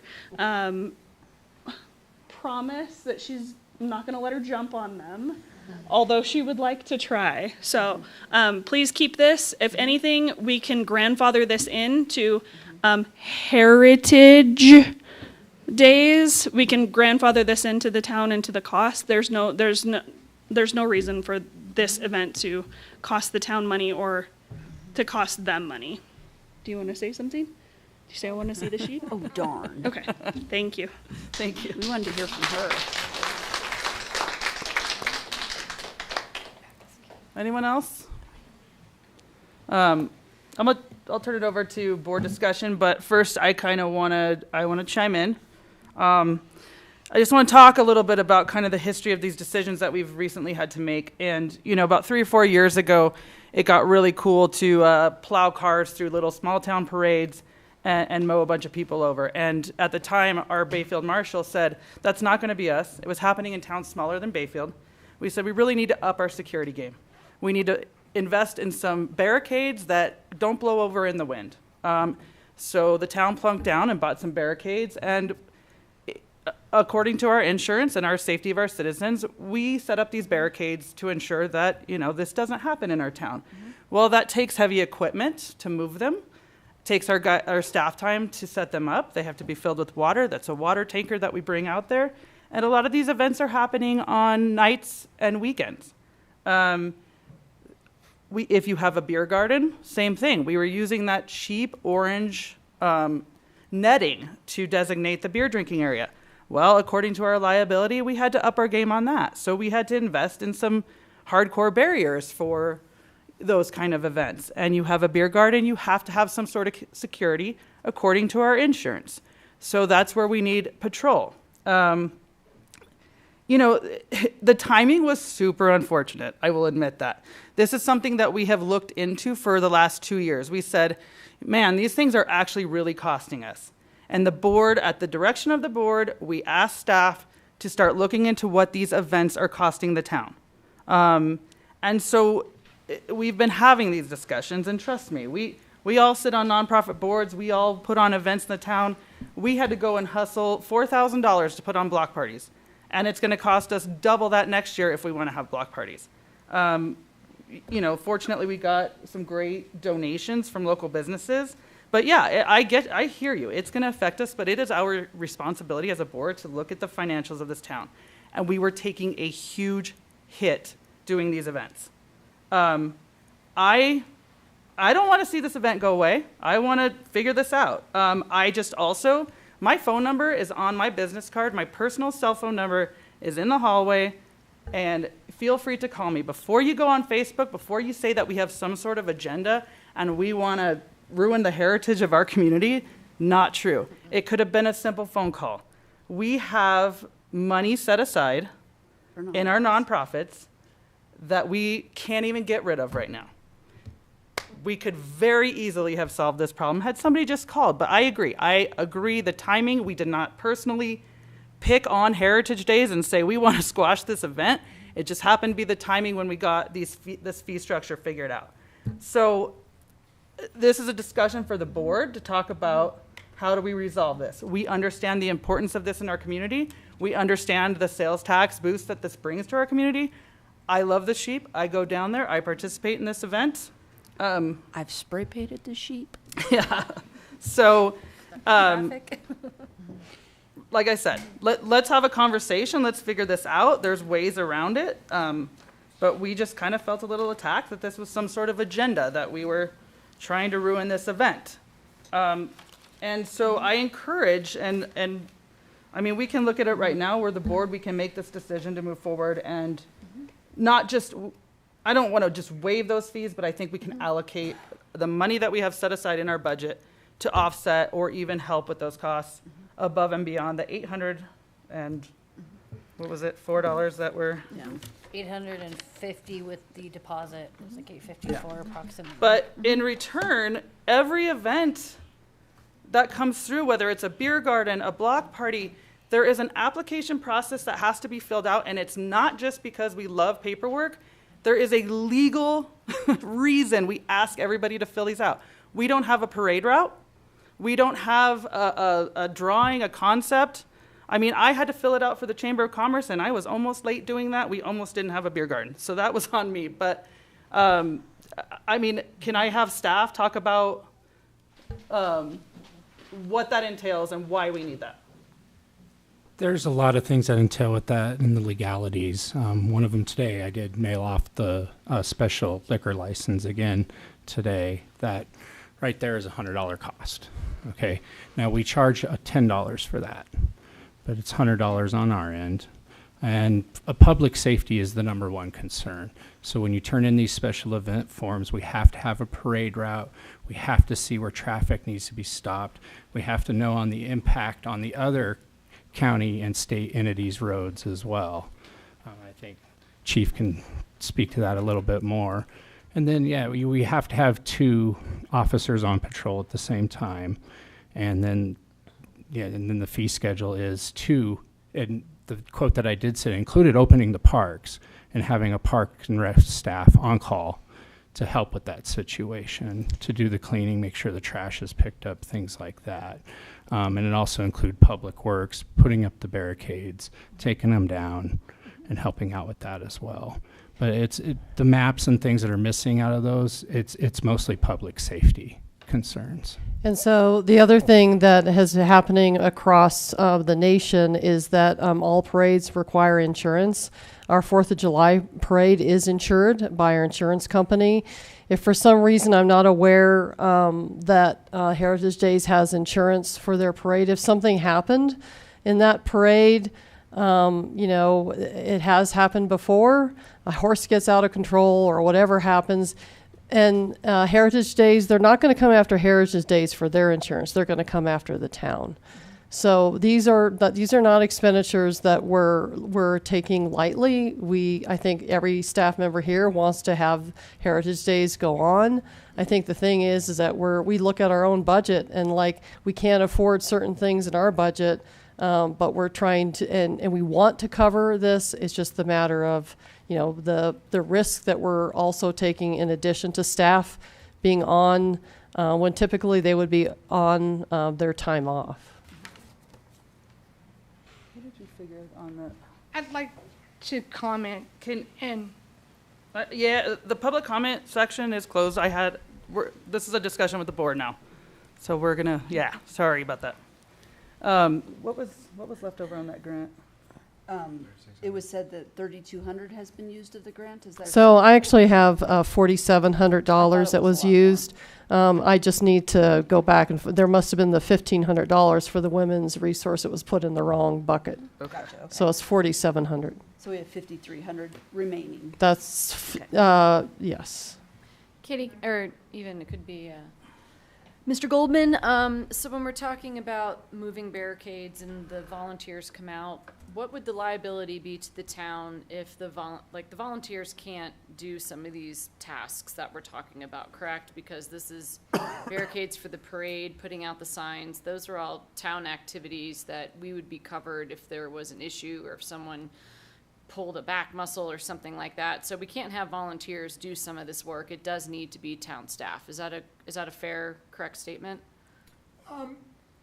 Generally you have two issues. You have insurance issues and you have immunity issues. Under the Governmental Immunity Act, to the extent the town is aware of certain dangerous conditions that it doesn't assess and be mindful of, that's where you have an opening for someone to actually pierce that immunity that generally the town might have. And that's where your insurance company is very concerned that you do all you can to make sure that you button things up with barricades, with proper fencing, if you have a beer garden, so forth and so on.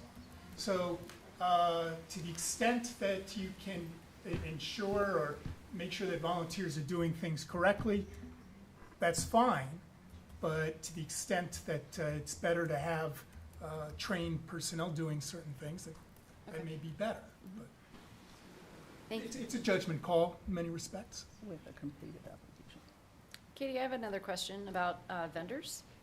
So I know that when we have events, block parties, what have you, we have vendors fill out forms. If they're selling food, they have to meet certain requirements from public health.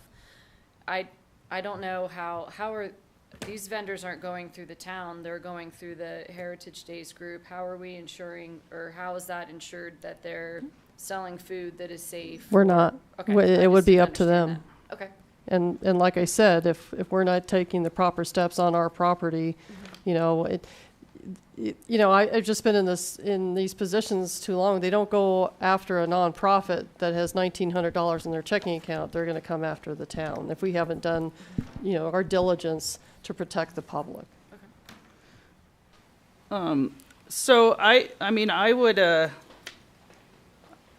like the town to allocate, $1,500 from our nonprofit account to help with this event, and I would say with a completed application so that we know the route, what's happening. And I would also encourage sponsorships. Nobody's hit me up.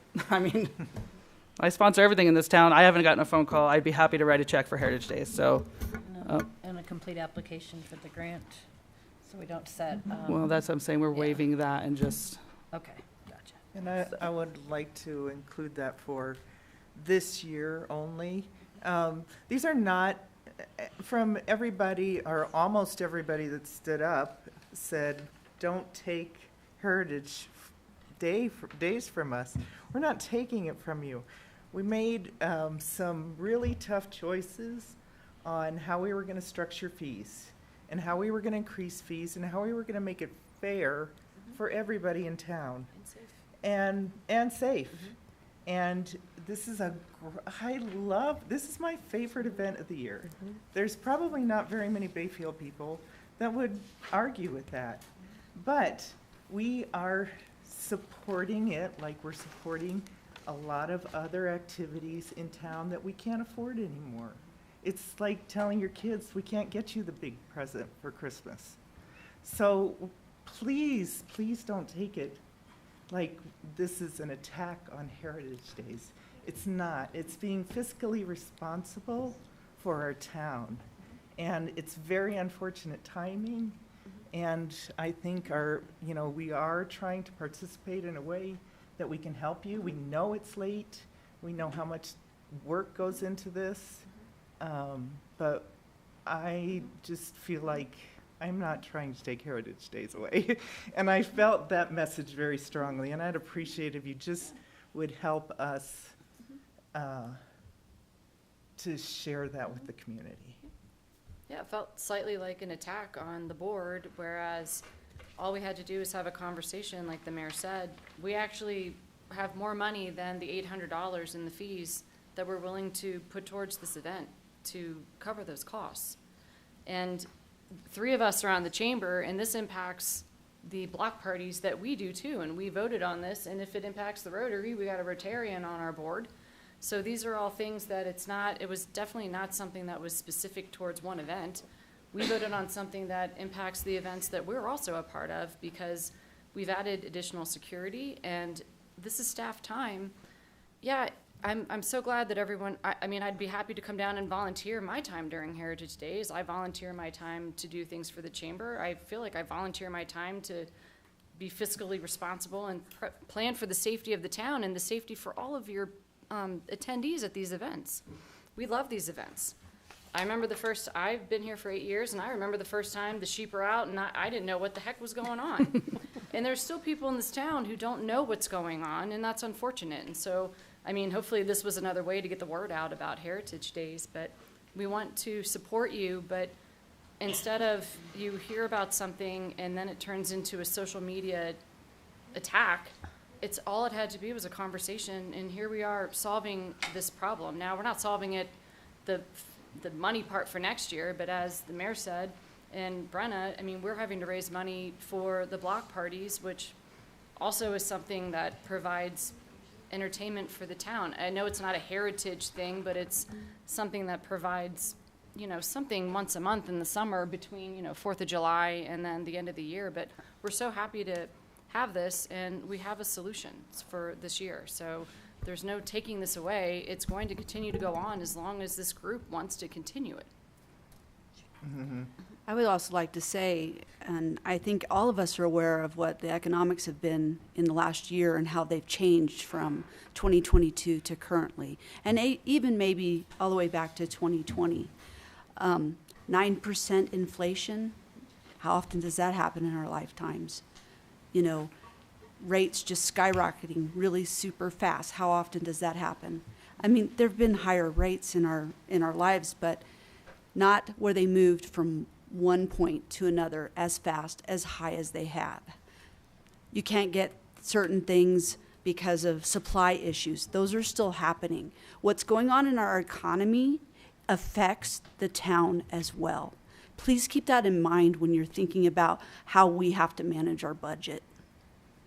I'd also like to remind the public that there are 5 seats up for grabs, including my own, come April. So if you really hate the way things are being run, I urge you to run for town board, and you can see what's really going on here. And yes, we wish the county people could too, but we don't make that rule in government. But anyway, if the board's ready to move on, I don't know how you guys feel. If you're good with $1,500 allocating $1,500, I would just entertain a motion allocating the money pending a completed application as well. Can I say one? Yes, thing? please. So the fees that Madam Mayor is pulling out of this fund to compensate or subsidize, that's something that can be applied for every single year. You guys are a nonprofit, so I heard earlier that we don't want to have to pay. We just want this to be grandfathered in. Somebody's going to pay for it, and we hope that we orchestrated or showed that we have fees as a town to do this event. Even though it's smaller than 4th of July, there's still a fee. There's an impact to us as a greater community to put this event on. So this pool, we've already had people approach us at the beginning of the year. There's still funds in it. We literally cannot give it away. But it's designed, it's set up to make sure that there's a grant and a program for nonprofits such as yourself. So you can come in front of the board next year and ask for something, and chances are there's a likelihood that it's going to be approved. And it could be greater. You may not ever have to touch your checking account again, right? So it's not a handout. It's not a poor me situation. It's there to benefit programs exactly like this, to reinsure that they never go away, right? So why would you not use that money? Again, I'm gonna say this one more time. Public record, it's not a handout. It's to make sure that we preserve events and nonprofit organizations such as you guys. So. And let me remind you, after the $1,500, there's still $3,800 up for grabs. So, all right. Madam Mayor, I'd like to make a motion to allocate $1,500 from our nonprofit fund towards the Heritage Day event. I'll second that. I would add pending a completed. Pending a complete application, sorry, I'll second that. with maps. All right, we have a motion, we have a second. Any further discussion? Roll call. Trustee Cesaro? Yes. Trustee Hartz? Yes. Trustee Moreland? Yes. Trustee Thomas? Yes. Trustee Wolf? Yes. Trustee Ah? Yay. And Mayor Tarkenton. Yes. So the item on the agenda was to waive $800 and basically $4. So is that $1,500 goes to them and $804 comes to us? Is that's your? So the remaining can go to help pay the band or whatever Thank incidentals. you. I just wanted to verify that. All right. Thank you all for being here. Thank you for getting involved. You're welcome to leave. You can stay for the rest of the meeting. We'll be here a while. But you don't have to. All right, moving on to our action agenda items. Resolution 580 Master Park Plan. I think we need to get up and move. Let's power through it. We got this. I know, so I might need to go to the bathroom soon. I need to power Oh faster. my God, I need some water. Oh, Hold on, I need let me stand up for a second. Yeah, I'll take some more. 2 seconds, okay. I don't know if you guys can tell, but I was dying.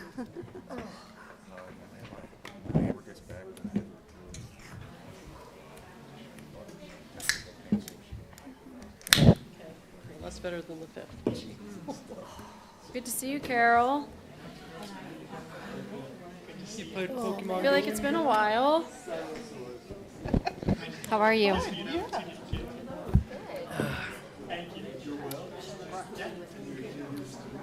to the bathroom again. Right here. Oh, maybe I'm gonna go to the bathroom too. Okay. All right, we're taking an official 3-minute break. Hurry up. We would have had the application when Phyllis initially was putting it together, then none of this would have even been. Have some fans. I get it. It's hard. Careful. Yeah. Not a lot. I miss you guys. But you didn't want to liaison. break, huh? Only 3 minutes. A town liaison meeting. Like, you can bring cake. We can make arrangements. I've like perfected my blueberry pie. Yeah, I know. Maybe I'll find out. When is your next board meeting?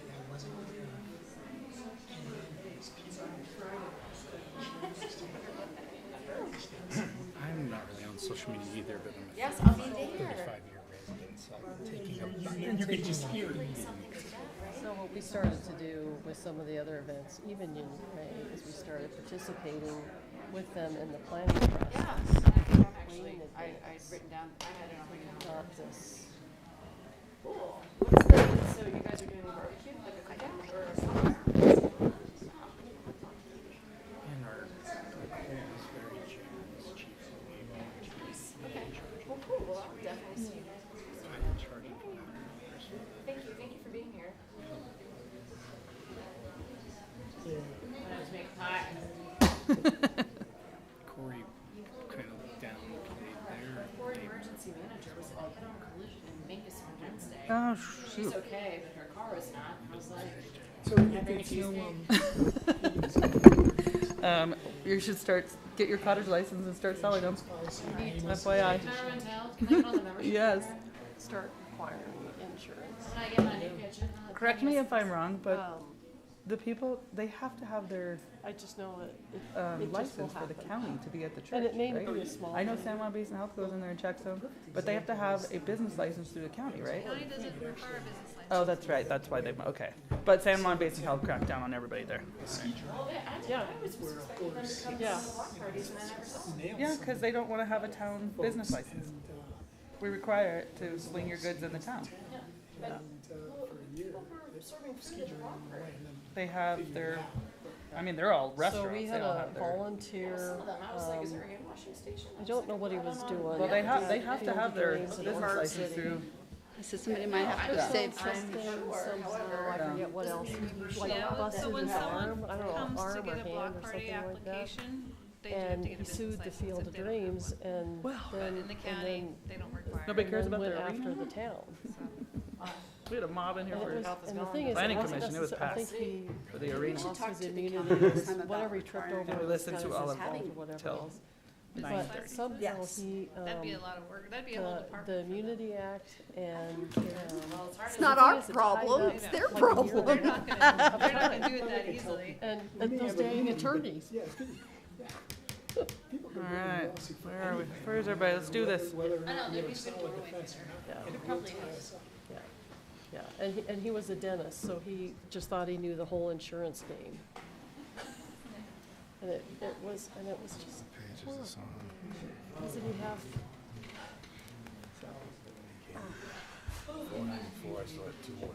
Alexis, where are you? I'm sorry, I can't. You should probably go check on Alexis. Is she feeling okay? No, they're just people. Oh, hey, Katie, Mike. Can you I think Alexis is being cornered out there. Can let her know we need her back in here. As I was walking. Yeah, she wasn't out there. I thought she was in here. And it's Marion.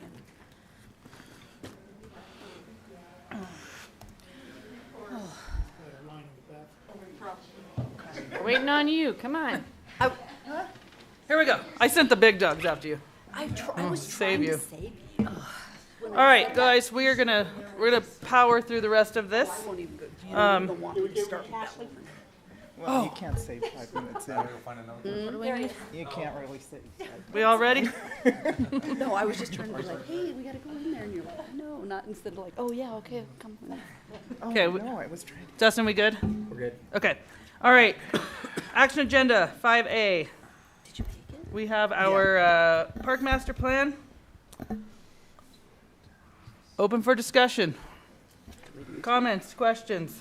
I like it. Public or us? It's us. It's all about us now. They had their time. I brought this up before, but if we get funding for this and it goes to phases, I would just like to see the pickleball section be in phase 1. Because we're surrounded by all these other communities that have a little more funding than we do, but they have pickleball, and I do actually agree with members of the community that I think it will bring revenue into the town. These tournaments that they have, like in Grand Junction, Moab, That's a great they're idea. huge. And a lot of them travel in RVs or these like rooftop camper type things. And I just, if we can, maybe try and get that into a phase 1 type scenario. I like that idea. I agree. I think that'll be a condition of approving the plan, actually. We like it when you talk like that. Talk about suck it up. Ryan's like, I've been coming to these meetings for so long, and finally. All right. Yeah, and we just need to finalize what we're gonna do with the Well, we need, yeah. rodeo association. All right? of that stuff, I mean, all the phasing, all that stuff, we have to approve this plan if we're ready to move forward with that. The rodeo was, they were part of the discussion with this red area, and it's Yeah. acceptable to them? It was a condition from planning We'll commission. continue Okay. working with them Okay. and with our consultant on it, but Okay. their president was here and he didn't speak Okay. during the presentation, so, or the hearing. One question, Nicole, was with regards to working with the arena folks and someone taking responsibility for getting the title work concerning the deed, handing over the arena, and a question about easements are there existing easements that went or came with the property? Yeah, Katie actually has the deed. Katie, do you want to read it? Yeah, I'll read it. So, actually, in the deed, it says, this is recorded 86 or something? February 26, 1986. It says, beginning containing 3.71 acres more or less together with an easement for access over the existing roadway leading to the described property. So there's no legal description, but keep in mind when you go to the senior center, basically beyond San Juan Vans, there's really no public street. Yeah. So that's really the easement to San Juan Vans, or that area anyway. You know, there's a lot we would have to do to work with the Arena Association to get easements. You know, the discussion we had earlier, you know, they like to get a water tap and, you know, basically have domestic water and some other things there. So, and that's why I kind of put this letter together. Well, maybe we start giving them funds, but it has to be through an approved sales tax, not our own funds right now. Yeah, understood. I was just wondering whether it would be easier if in fact the easement was already in place for this parking and the access, but it doesn't sound like that is well defined. But I think that's part of this plan is you know, because we're asking them too right now, the town owns the property that's adjacent to the river, but at high water mark, if we put a trail there, it's gonna be underwater. And so we're like, you know, we'll make sure, working with them, that we give them appropriate easements that they might need from us. In exchange, we might need some easements from them. And I think it's gonna be a communication, you know, for a couple months going on to try and figure out easements with them. Great. But we might need some from them as well. Yeah, I noticed the flood zone. No, they're gonna need parking easements from us. Right. Right. Because they're taking up us, more we'll need than their some from them. property's even shown on there. Right. And we wanna Yeah. clean it up and make it so going into the future, it's clear what easements we've given to them and what easements they've given to us. Mhm. The school will have to be involved. Mm-hmm. And they have been. When we had our conversation with the Arena Association members, we had the superintendent with us, so he heard all of the same conversation. So the red area is going over the access to the paddlecraft put-in takeout, I so. think it's just very conceptual still. Okay. It was just an idea to show them that Okay. we'll work this out, and then we're Okay. gonna But have there's room. our groundworks Okay. do the revisions. Okay, I still want to make sure that that access is there and it's not now a horse trailer.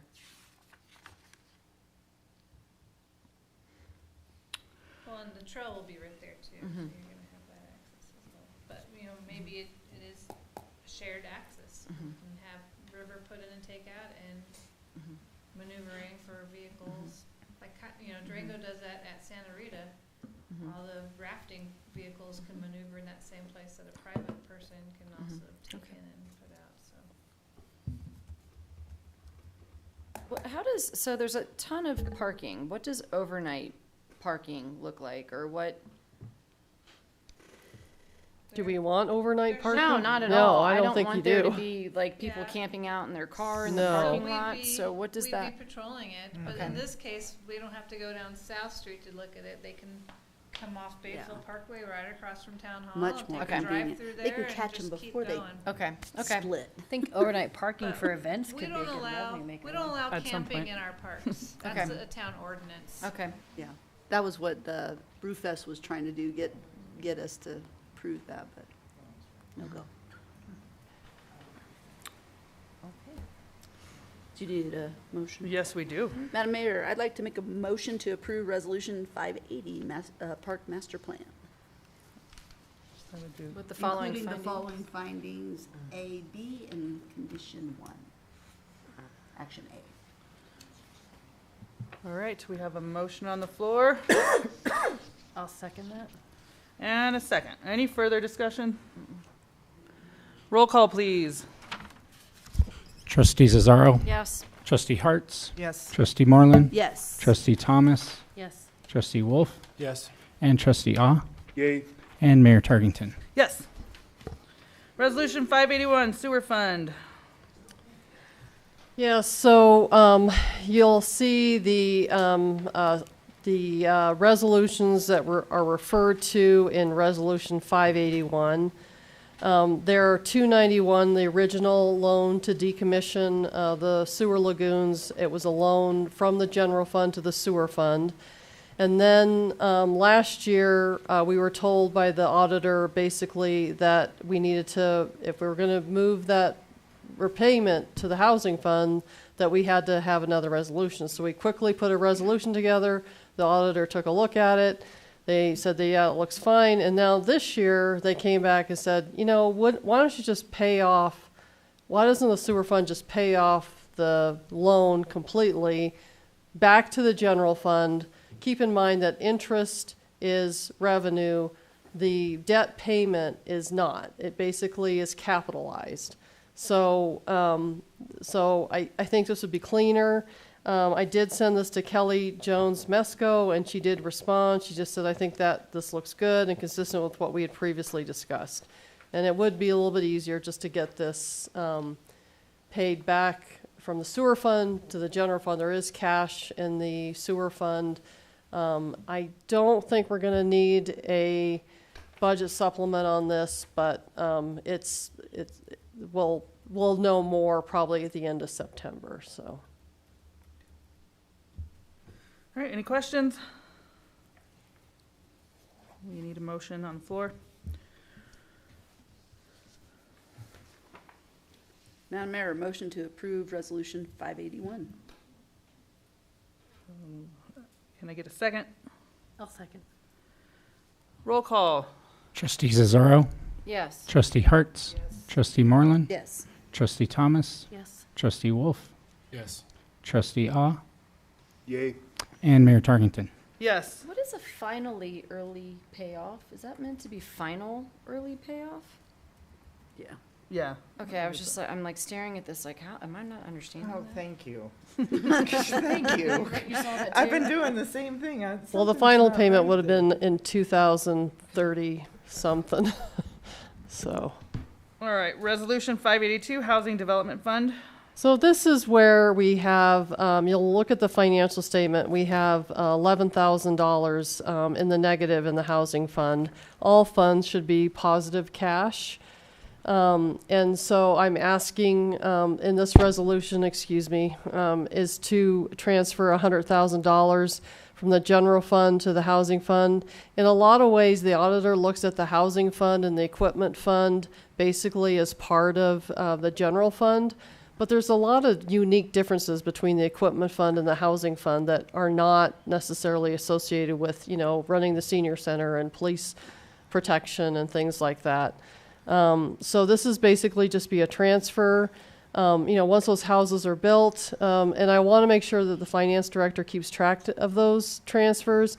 At some point, if the board ever decides that, we're now have money in the housing fund and to return it to the general fund, then you would have that information at hand, basically to return that money when at the point we start selling those lots. If not, we would probably have to start moving the housing fund into the general fund before we get to the 2024 budget, because it is creating some issues regarding a negative cash in the housing fund. But I'd also recommend we keep them separate, because Prop 123 may be able to get us some funding that we can put into a housing fund for land banking in the future, as well as if we ever do get the lodging tax, a portion of that would be going towards housing, and so we would want to have that allocated too. So just something to think about for the future possible funding coming for housing.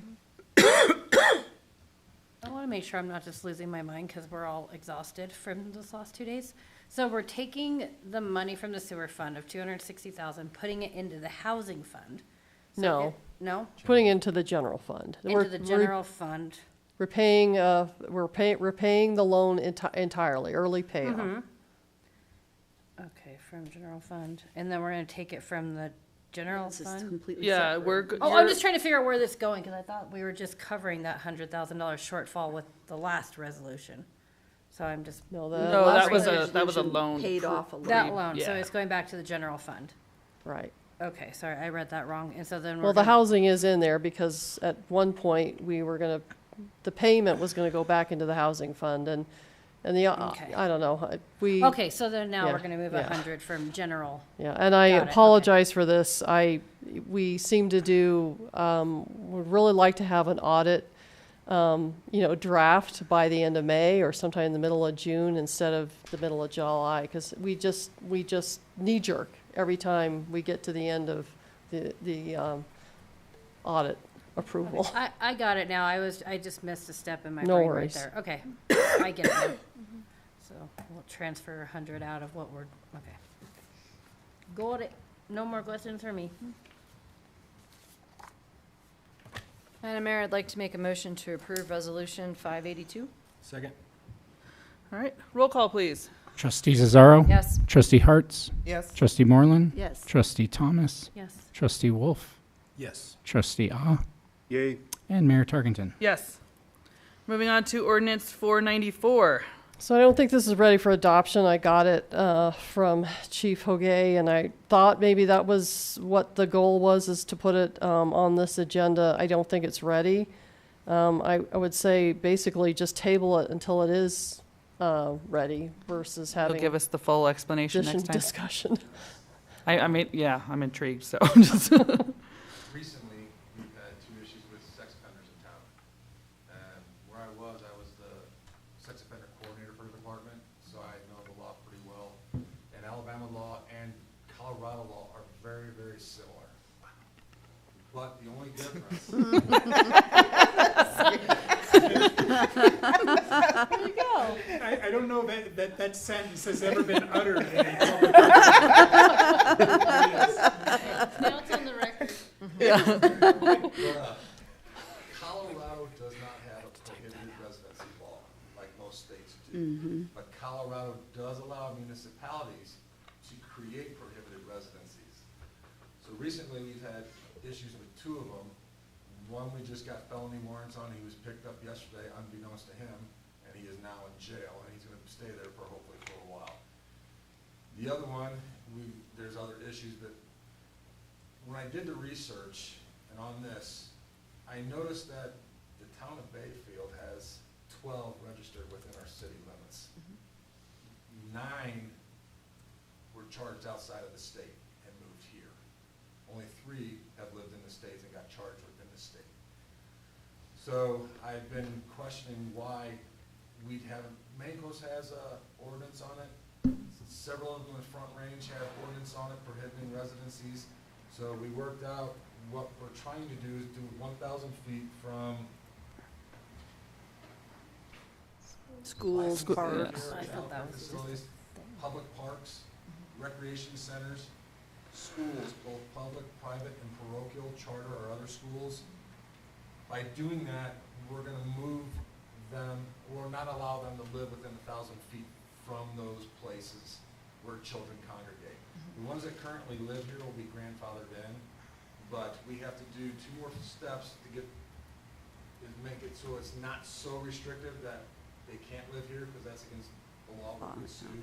The other one is working with the county's SORNA group, the registration group, to make sure that we don't have to take over the registration, because we now created more work for them and create a document that allows us to sign off that says, yes, the residence they want to go to is allowed. So we're still working out that part of it, but having to deal with the 2 lately, and one of them was not really fun to deal with, I thought it would probably be best to brought it to Katie's attention, I talked to some of the leaders of our board, and I brought it to Michael to review to see if this is something that would be to help better protect our community from this type of atmosphere. And so this is why I've been researching it and hopefully to bring it forward. I didn't know it tonight, but I've got 2 more tasks to do, and then I will bring it forward. But that's one of my big concerns. We've got such an awesome school district, and I don't want anything to disrupt it by having any of them live near there. I know I've asked you this question before, but for the purpose of the board to know as well, how many sex offenders do live within that 1,000 feet? Oh, in the 1,000 feet? 1,000 feet, I think the majority of them do. Pretty scary, isn't it? I So thought that was a there's a couple Colorado of things. thing. This is a preventative sort of ordinance, and the Right. question ultimately for the trustees, once it comes before you, is to be whether or not the town feels that it's necessary to do this, and that it's in the public's best interest to enact such an ordinance. And then what I've discussed with the chief is whether or not 1,000 feet from those designated facilities is so prohibitive, Right, because 'cause we are we're a small small. community, because we're tight, that will in effect exclude all sex offenders from the bounds of the town. Darn. And that could be it could be problematic. Right. It could raise issues for, the ACLU and Colorado civil rights. Right. That did happen in Inglewood. Inglewood got sued, about 15 years ago because it was over-restrictive? So it's, you want to make sure that it's So we want to fair. do that before we, yeah, okay. So, do we need a motion to table for a future, or just? Just table it for, Sorry, I yeah. cut off Yeah. a trustee who wanted to say something. I just had questions on, an ordinance, and we'll see more as it comes along, but something like this, how is, would a registered sex offender have to approach the town before they were to lease, rent, No, buy, when or they- how? When they go to the SORNA office at La Plata County, La Plata County has the rules. They'll have to actually ask us for a waiver saying that they are applying to live in a residency that is not prohibited. So the realtors will have to be notified, property managers will have to be notified, and all that other stuff. But they come to us, they don't go to the board, they come to my department to get that waiver. Then they go to the registration office in La Plata County to do their proper registration. But to your question, and it's a good question, it also, the ordinance as it's drafted right now, also requires prospective landlords to, they could be considered an aider and abettor if they that was my- rent to yes. someone Yeah. within 1,000 feet that they know to be a registered sex offender. That was just one of my concerns, is if it's not disclosed, Yeah. because we as real estate agents, we can't actually ask those questions. We're Right. forbid to do that. Well, as the chief stated, it is a matter of law that if you are a convicted sex offender, you must register. Okay. So it is a matter of public, Record, it's in yeah. public I was gonna say, domain. yeah, we have public record of it, but Yeah. it's not always disclosed in that manner, so But just, there I know has that to be that'll some come due about. diligence that has to occur when Sure. you're renting to some folks, and generally you do a background check. And Yeah. this national database, you can go on it anywhere and search a name. And it'll show you, you can actually search Bayfield and you'll see all the red dots pop up. Or you can search the whole county and see where everything is. The national database is very, very good and it's always up to date. Thank you, guys. Then I would entertain a motion to table to a future meeting. Madam Mayor, I'd like to make a motion to table ordinance 494, sexual offenders, to a future meeting. I'll second that. All right, roll call, please. Trustee Cesaro. Yes. Trustee Hartz. Yes. Trustee Moreland. Yes. Trustee Thomas. Yes. Trustee Wolf. Yes. Trustee Ah. Yay. And Mayor Tarkington. Yes. Okay, La Plata County Sheriff IGA. So I did get a document with signature lines, and then I modified it based on Bayfield's need. The county has given us an assortment of different signature lines, so I didn't want to guess what they wanted for them.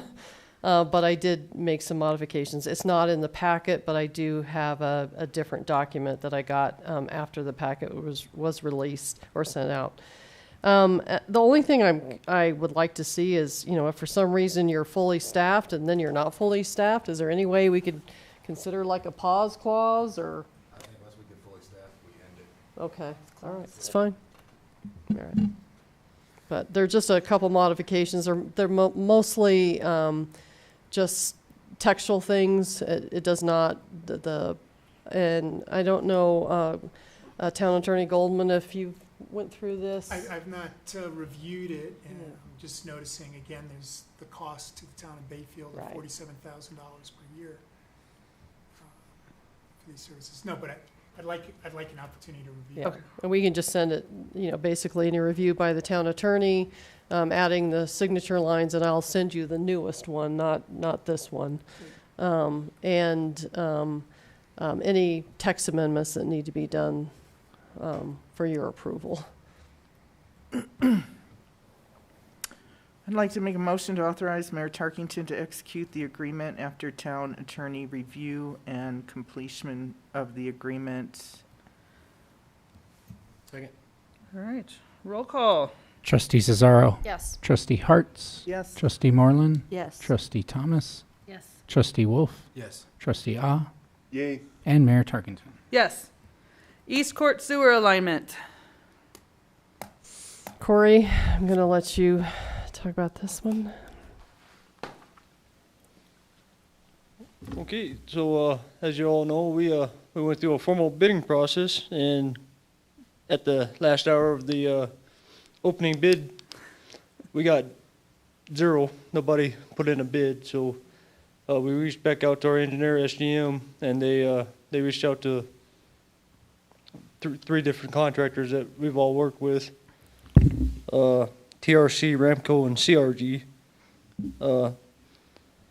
TRC came in at $164,000, Ramco came in at $230,000, and CRG came in at $179,000.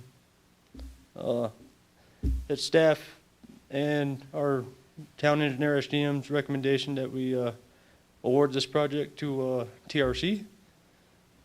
They've done work for us in the past, and they do good work, and they are the lowest bidder. Is this a pain in the butt project? Is that why nobody wanted to touch this, or? I know it's a little bit of a. It is a pain in the butt project. It's timing probably more than anything. Yeah, okay. Got a tight timeline. We have to work around irrigation season because right now, gotcha. where the project site is currently standing water on top of the ground. Oh, lovely. It's private property with easements, so there's a lot of levels of complication. They got to stay within a 20-foot easement on this guy's property, and it's They're it's aware going of to be a that. tough one, but it's a small project. It's just really tough. And this was already pre-budgeted? Yes, ma'am. Yes. What was the budget amount originally? $250,000. Nice. So it's coming in under. Huh? Coming in under. I know, that's why I said nice. Well, Not done yet. it's not, yeah, it's not done yet, but it's good. Sorry. Yeah, they always come in higher. With now you say that, with meeting with the contractors and SGM, we've discovered other ways to actually cut cost on this project. Oh, cool. We won't require as much bypass pumping as originally we thought we were going to need. Thank you for your expertise. Madam Mayor, I'd like to make a motion to award the East Court Sewer Alignment Project to TRC Construction in the amount of $164,613.50. Second. All right, any further discussion? Roll call. Trustee Cesaro. Yes. Trustee Hartz. Yes. Trustee Moreland. Yes. Trustee Thomas. Yes. Trustee Wolf. Yes. Trustee Ah. Yay. And Mayor Tarkington. Yes. All right, moving on to our CDOT letter of support. Nicole, is this your? Well, actually, it's from Tony. This is similar to the letter of support that we approved before. This just happens to be a different grant bucket. Oh, okay. So, Okay. That makes it easy. Madam Mayor, I'd like to make a motion to authorize Mayor Tarkington to execute the letter and forward to CDOT. A second. Not CODT. Sorry, we have a motion and a second. Roll call, please. Trustee Cesaro. Yes. Trustee Hartz. Yes. Trustee Moreland. Yes. Trustee Thomas. Yes. Trustee Wolf. Yes. Trustee Ah. Yay. And Mayor Tarkington. Yes. All right, you see those dates of interest? It's on your radar. So the September 5th, we will start earlier, basically to go through a work session with the sales tax ballot. And you may get, do you want to take option A, option B, option C on lodging? Do you want to take, basically so that you have a chance to take a look at each one of those? And I'll try to identify which one, but I don't want to get into a meeting and have this discussion. I prefer a work session, then go into the meeting. Do you want us at 6 then? Is that? 6 o'clock is when we're gonna start Okay. that meeting on the 5th. And Katie, we you'll will make sure have a that's Zoom Zoom. link because we do need to make sure that we have a quorum. I And can't wait for. And we'll have to put it out Zoom link. Yes, because the- I won't. The I- girls I can join, only- they just. Right. Okay. Yeah, All right, as long as no babies come. thanks for hanging in. I'm gonna go ahead and adjourn this meeting. It's 9:14. Oh, my phone's blowing up from the people out there. Got yourself. Maybe you guys just laughed about this and stuff.